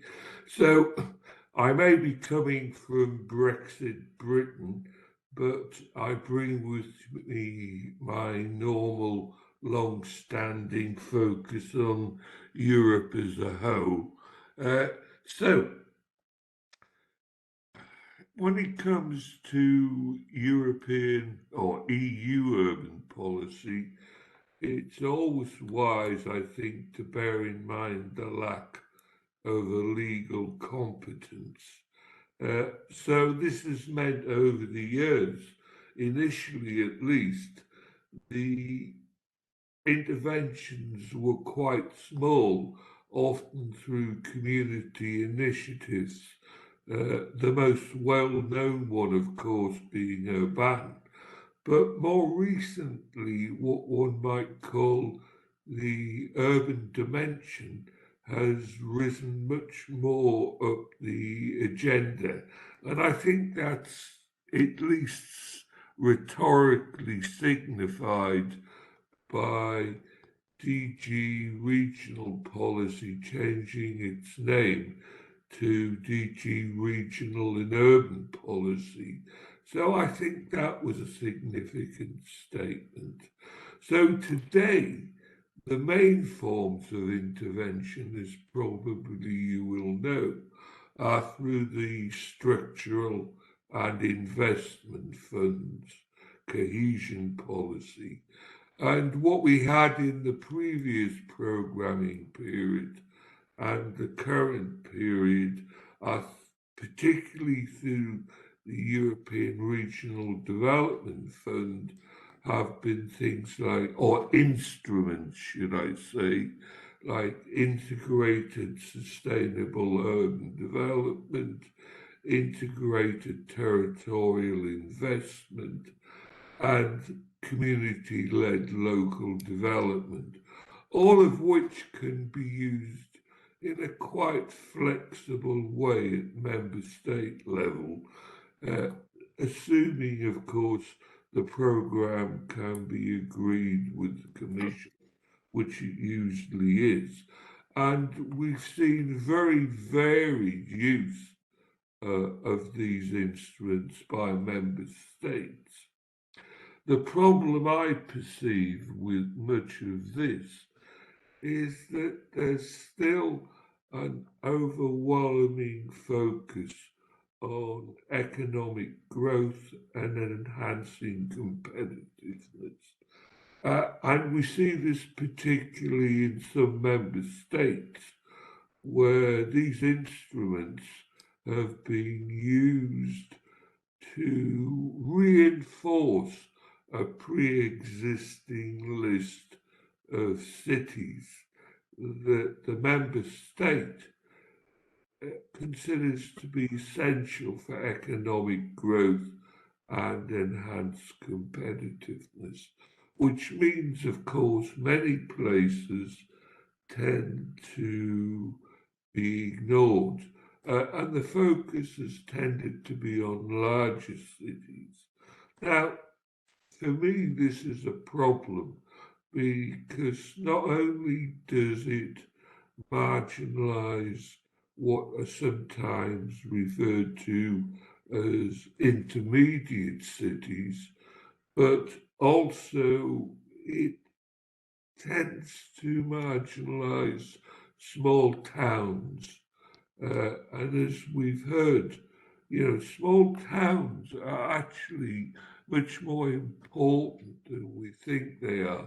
I was part of the Espon town study, and we determined that if you look at the approximately 8,500 small towns across Europe, which we defined as having populations between 5 and 50,000.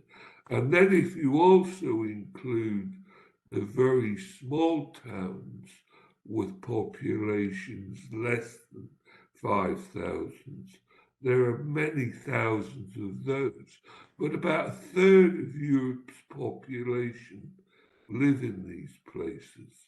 Now that's not an insignificant percentage.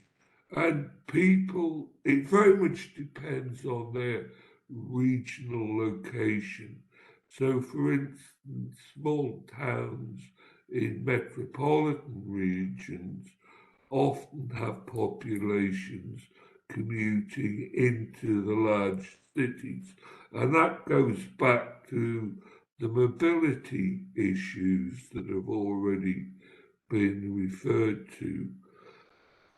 On top of that, I would remind you not to forget CAP, particularly Pillar 2 of CAP, the rural development aspect, and LEADER, which is generally considered to have been very successful and is the inspiration for community-led local development. And LEADER allows you to focus on locally determined bottom-up functional areas that are not just about the economy, but about cultural identity and cross-border. They're deliberately designed to ignore, not ignore, but to work across administrative boundaries. And that is something I think is important for larger initiatives, because rarely do we find that the issues facing cities are confined to a city itself. It's much more regional. And so you need to think a lot, not just about multi-level governance, but also territorial governance, which is crucial to the success. Now, we still have this massive problem of diversity. Some of you who remember the 2008 Green Paper on territorial cohesion will remember the subtitle of Strength Through Diversity. And I think the EU needs to, as do local or member states, need to bear this in mind, because sometimes I feel it's forgotten. Also, and I think I ought to close soon, is I feel obliged to mention the significance of the EU's Green Deal. Many of you may be aware of this, and many of you may not, but there's a significant urban dimension to the Green Deal, and cities, both large and small, have an important role to play in the Green Deal, as is made clear in some of the relevant EU documents. Also, cohesion policy is seen as playing an important role. So there is no one-size-fits-all approach, as the Barker report identified. The problem I have with the Barker report is it tends to overemphasize economic factors, whereas when I pointed out to LEADER, there's also a great significance attached to cultural identity, which I think is important. Places that we target or work on need to be identified with by local people. And that's not just in travel to work areas, but also things like where people go to shop, leisure areas, but also this cultural dimension, which means that there needs to be the sort of flexibility to actually fully take on board this diversity. And I think mobility is a really important issue in making sure places are, shall we say, linked in to one another in ways that allow local populations to access jobs, but also other things, and to cope with this movement out of cities post-COVID. I take that as a request for me to stop. So thanks for the invitation and thanks for inviting me. Thank you, Rob. It was really inspiring. I really need your right to give the floor to the other speakers, but what you said was quite inspiring about diversity, culture, and not only economic factors. Well, I move to Véronique. Véronique Bonez, you work in Agence Nationale Cohésion des Territoires, so you are in charge of this cohesion policy, particularly as regards these territorial and urban aspects. And so I will ask you, how does the European cohesion policy contribute to develop this city of tomorrow we try to discuss today? And so I would like to hear you as well about the EU toolbox, but also about the substance of the policy. I know that you have also things to say about these scales and these substantial issues. Please, the floor is yours. Thank you very much, Jean. Thank you, Rob, for your first intervention.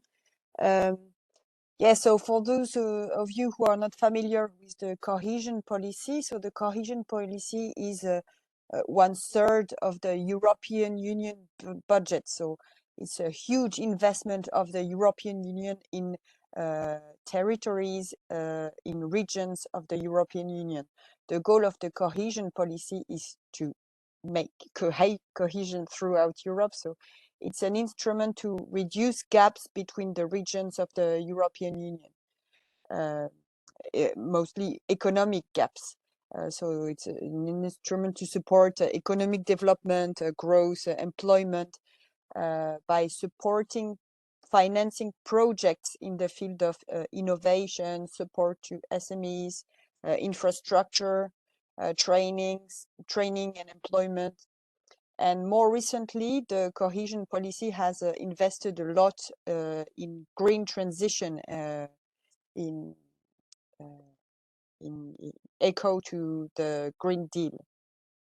So as Rob mentioned, but I don't know the date of the name of the change name of the DG Regio. So it was in 2014. Thank you, Guy, for your answer.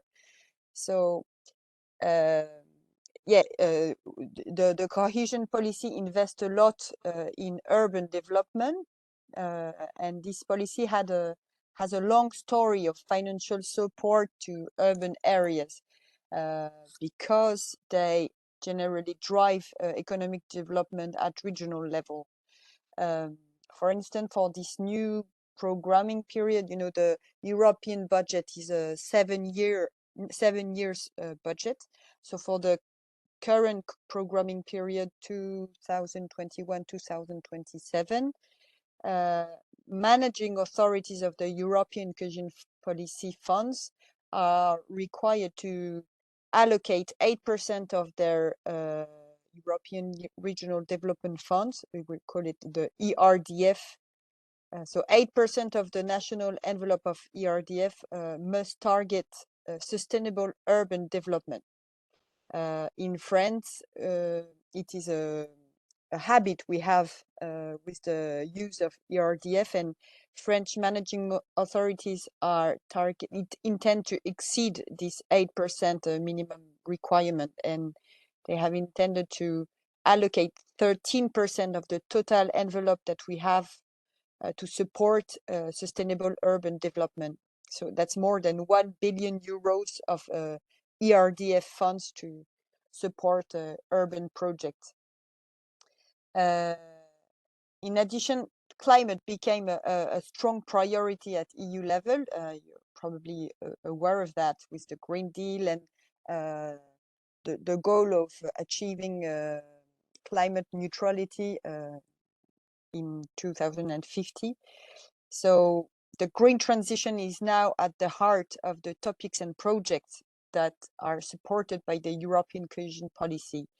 So the regulation imposed to allocate 30% of the total ERDF envelope on climate issues.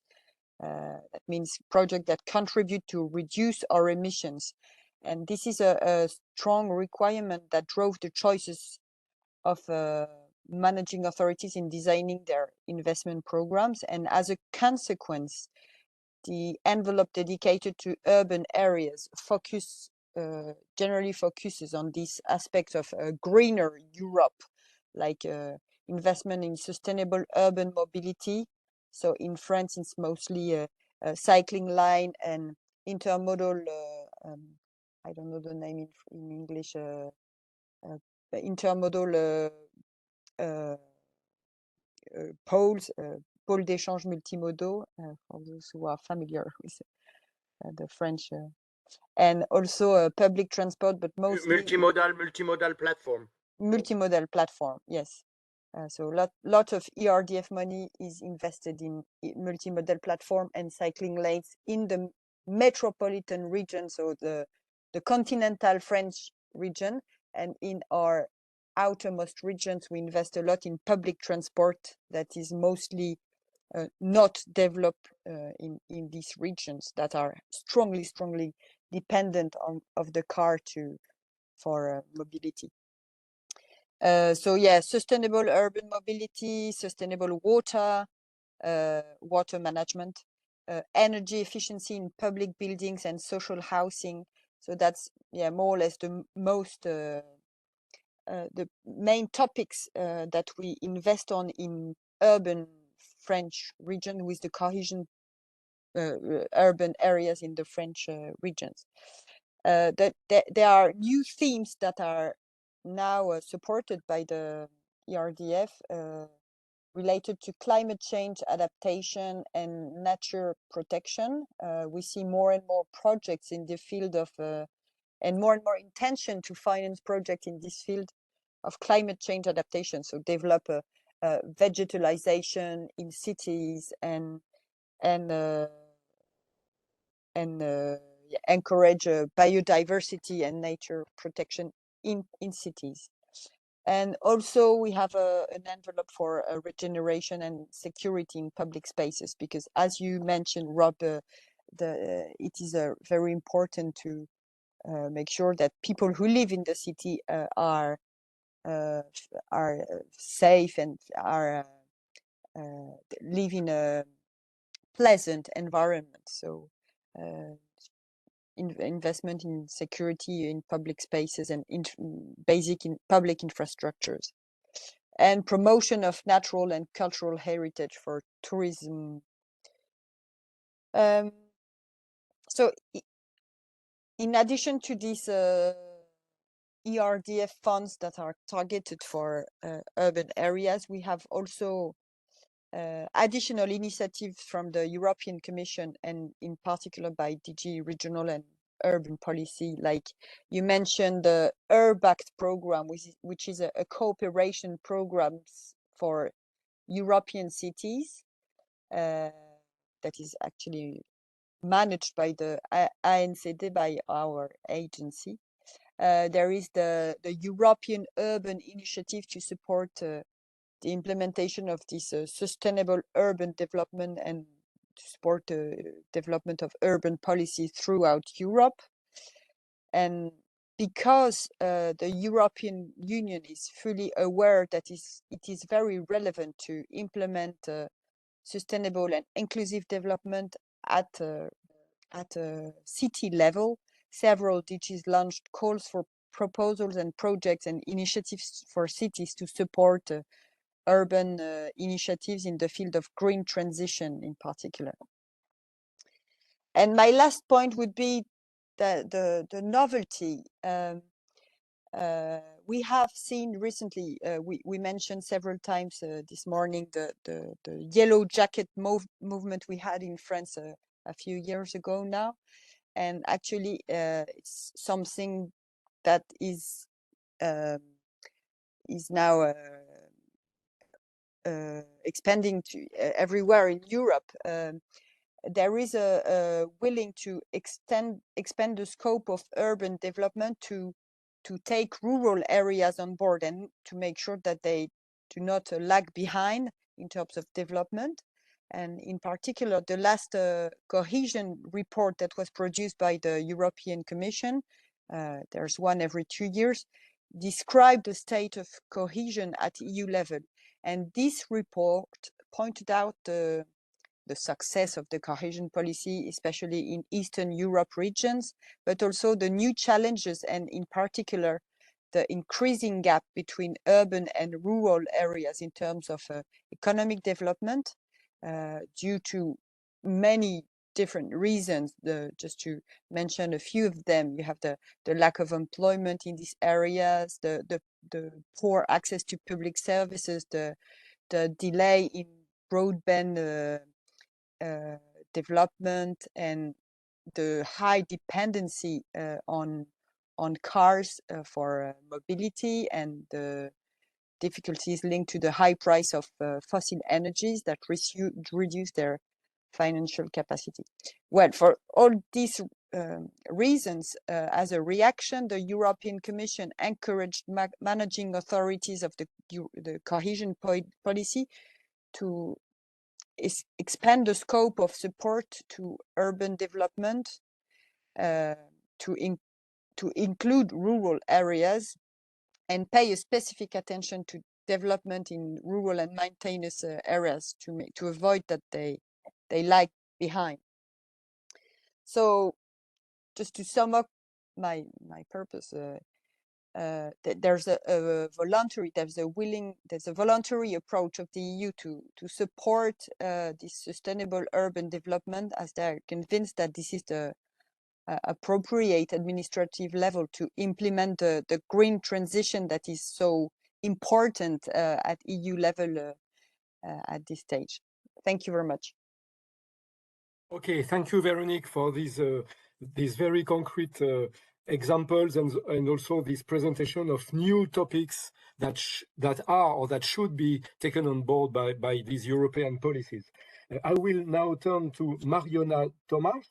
You are from the University of Barcelona, and I will ask you about the lessons that we can learn from the experiences of metropolitan governance in France and Germany we have heard during this morning, and perhaps to give also a European perspective about this metropolitan issue, which is one of the big topics this day. Please, the floor is yours. Thank you. Good afternoon, everybody, and thanks a lot for the invitation. I am pleased to be here today, and congratulations for the book and for the seminar. Well, there are many ideas, but well, I'm going to focus on the issue of metropolitan governance. And for this short intervention, I would like to highlight 3 key ideas. Okay, the first one is about the definition of metropolitan areas or regions. And this is a tricky question because each European country has or has not a definition of metropolitan regions. At the European level, we recently have the definition of functional urban areas from Eurostat, which consists of a city and its commuting zone based on labor market and not based on other mobility issues like education or leisure and so on. But at least we have now like a map, in Europe of functional urban areas, and which is useful, for instance, in countries like Spain, where we don't have a statistical definition of metropolitan areas. So now at least we have this definition at the European level, and we can have some statistics and indicators. But this raises many questions.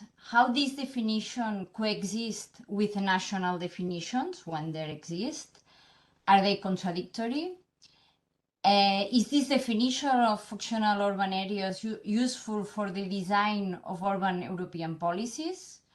Does it take into account the rural areas just that they are surrounding metropolitan areas? Well, this is the first point about definitions. The second issue is about the political recognition of metropolitan areas in each country, because we have an heterogeneity of situations. On one hand, we have, for instance, the case of Italy, with the constitutional recognition of metropolitan areas, the Città Metropolitane. Or in France, we have this national law, or in the British case, there is a specific legislation for English metropolitan areas. But on the other hand, we have countries like Spain, where the metropolitan level does not appear in the constitution and depends on the legislation of each regional government. And this is a key issue because, for instance, when we have now the Next Generation funds, well, in Spain, for instance, we have just one metropolitan government, okay, that of Barcelona.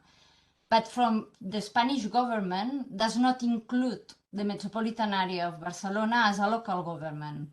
And then the metropolitan area of Barcelona is excluded from the distribution of the Next Generation Fund. So, well, it's important to know how the different metropolitan regions are recognized politically in each country, because we know that at the European level there is no such a recognition.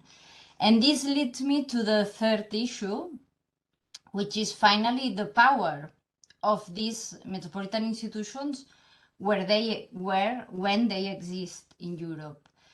We have some examples of what we call hard metropolitan governance, so the existence of metropolitan institutions. We have examples in France and Germany, but also in England, in Poland, in Italy, and in Spain, with the case of Barcelona. But what we can say is that when they exist, they have limited competences, scarce fiscal autonomy, and indirect democratic representation.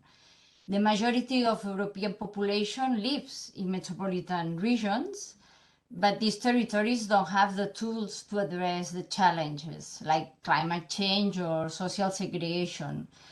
So if we look at the competences, in theory, they should be binding and exclusive, but normally they are shared with other levels of government, or the metropolitan institutions, they are just able to make recommendations.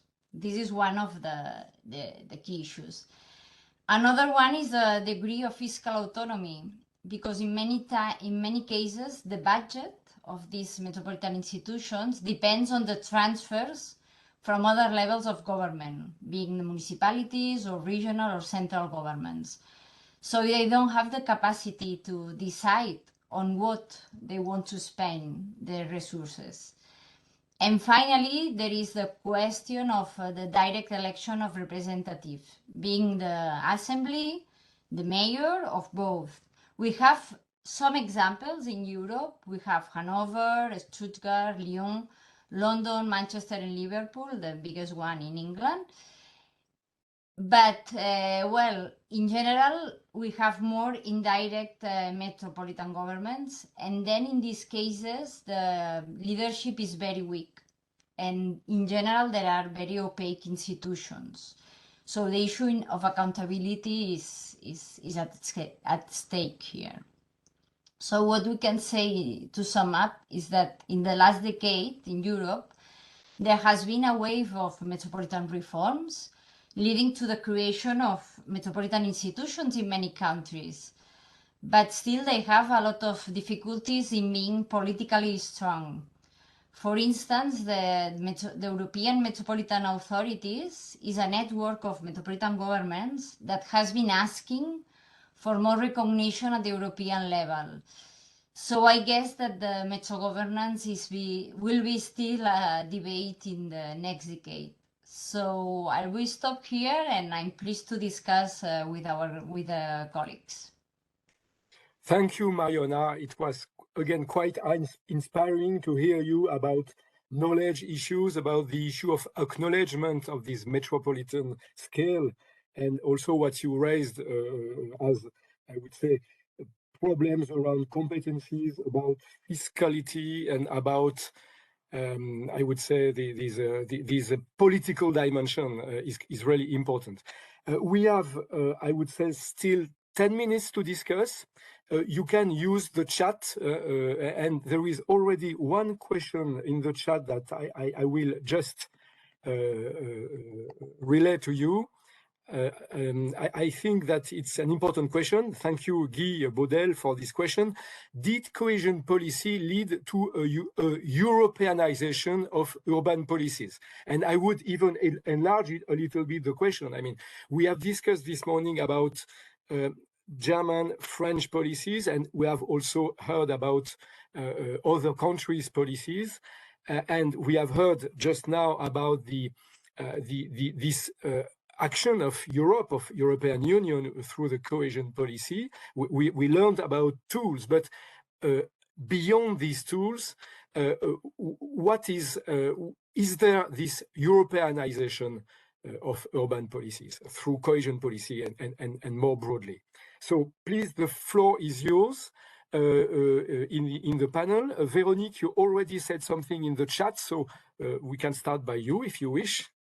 Yeah, I wouldn't be able to answer precisely the question of Guy, but I can say that at least it's the willing of the European Union to encourage the exchange of practices in urban policy making between the member states. So they are working on that. So, but I don't know if we can call that a Europeanization of urban policy, but at least there are intense discussion between the cities. Well, I am absolutely sure that this exchange of practice is really important. I can just make the statement from the border persons among which I am. It's so important to understand these urban policies in the different countries and how they match or should match on each border. But it's only part of the topic, of course. I would like perhaps to ask Rob to answer this question about Europeanization. Rob, I was quite interested by what you mentioned. You referred to documents that may appear to be, I would say, old, but I also think that they are still quite valuable. You mentioned the Green Paper on Territorial Cohesion, you mentioned the Barca report. I am struck personally by the fact that these documents were issued something like 15 years ago.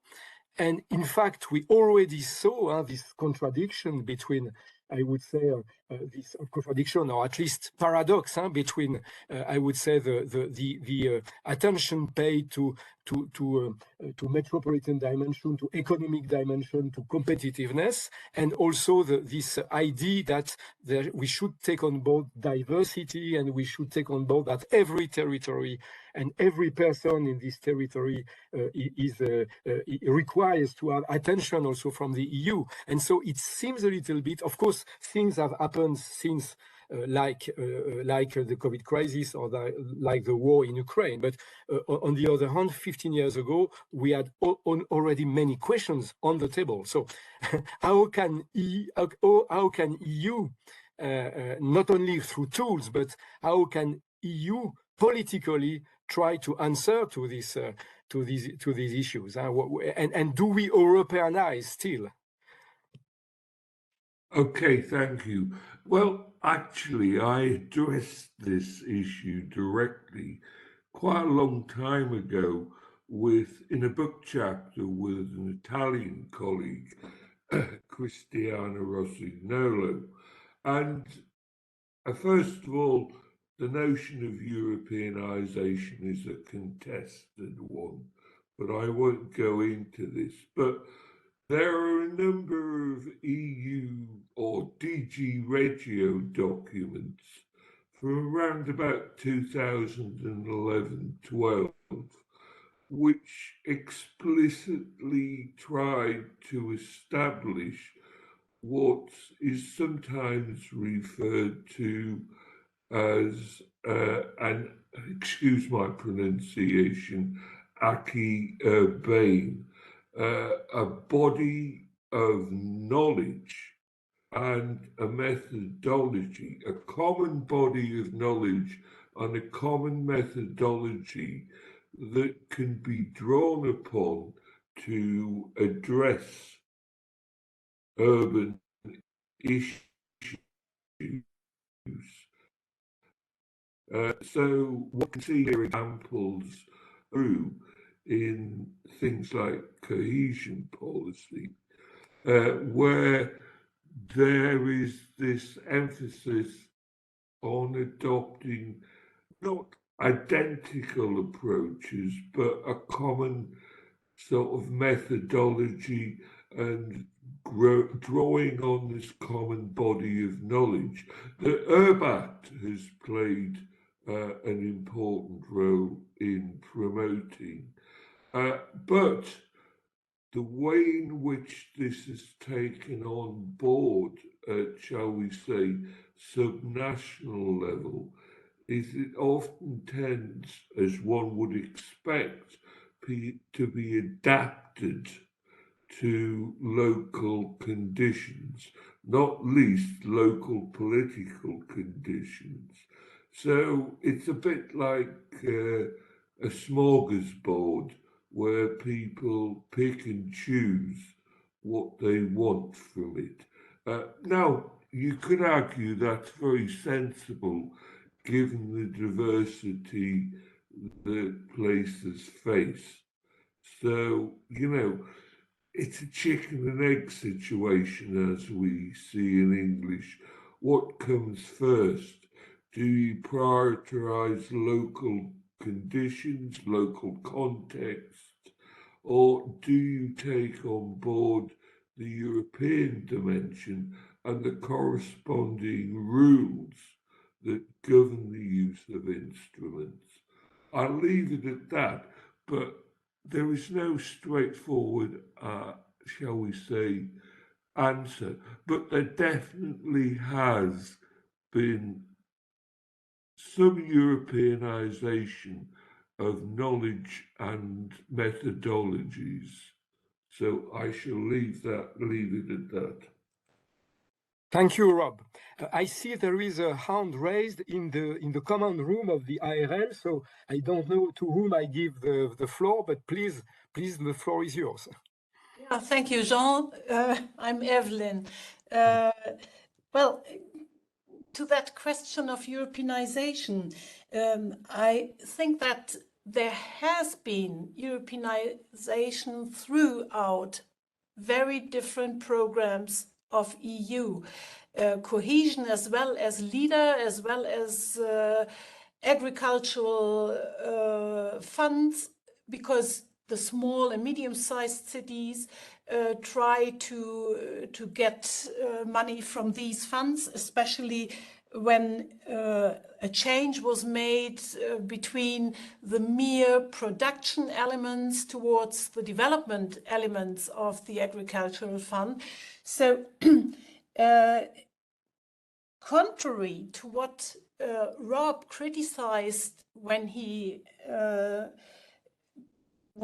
gave his statement in the beginning of this session, he said the Barker report overestimated economy. He may be right. I don't want to estimate his saying, but I think that it is the economy, and just the economy, who makes the development of cities and regions work via the European level, because the European level does not have a planning competence. And that was so many years, again and again, retained from EU. I don't know whether it would be good if they would have a competence, but the only thing they can influence is the economy via the different programs they have. So what Rob just said, the smorgasbord, is a bit what happens in the communities every day. Everyone is looking for money. I don't know why all the communities, at least in Germany, are lacking so much money and are not able to pay what they have to do from their own tax income budget. They are all looking for money, and they try to get the money wherever they can.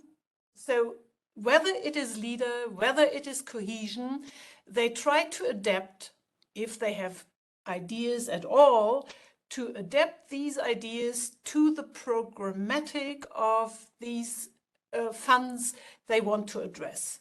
So therefore, a certain kind of Europeanization takes place, but we probably have to define what we mean if we say Europeanization a bit more in detail, because otherwise it happens as if it happened already with the word or the term metropolis. So what is a metropolis? Mariona just stated that in Spain they do not really have that statistical definition, which made it probably easier to handle the term, to handle what happens in urban development. So yeah, I think there's an adaptation by the locals to what is spent on the European level. And that emerges, changes, whenever they are really visioned beforehand by the practitioners, by the politicians in the different communities or not. Thank you. Thank you. Thank you, Evelyn. It sounds a little bit like a conclusion. I see another hand raised. Do we have still time to give a floor to Brigitte? Unfortunately, we only have 3 minutes left, so I would like you to come to an end. Unfortunately, I'm sorry. So no, I was guessing. So I conclude this panel. Thank you very much for the speakers, and I hand over to IRL. Thank you very much. Kann Frau Adam das noch in den Chat schreiben? Yeah. Ms. Adam, probably you can ask your question in the chat and we can follow up on it later. That would be an option. I do it. Thank you. Yeah, and now the conference is already coming to a close, and I would like to all of you for attending this conference, and especially, of course, thank you to all the active participants in this conference, and that you had the time to contribute to this event here today. And it was really great to have you with us.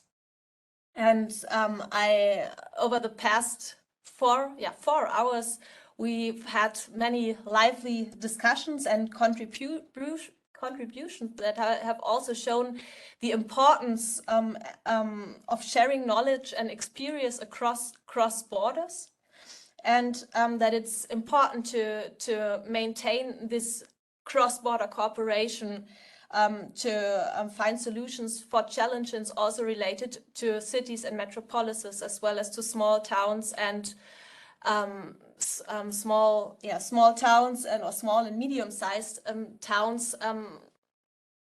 The problems these cities are facing, or these towns are facing. And I really hope that we can maintain or even further develop the connections we have made here today. And a first step is, like Annika already wrote in the chat, that we will make the recordings of today's conference available for everyone, and we will let you know as soon as it's online. And the results or further results of this conference will be made available on our so-called knowledge and communication platform that is available at arl-international.com. And there you'll also have the chance to register and to get involved into discussions that are related to the topic of this conference. And we'd be happy to meet you there in the future. Once again, thank you to everybody for your participation, and in the name of the ARL, I wish you all the best.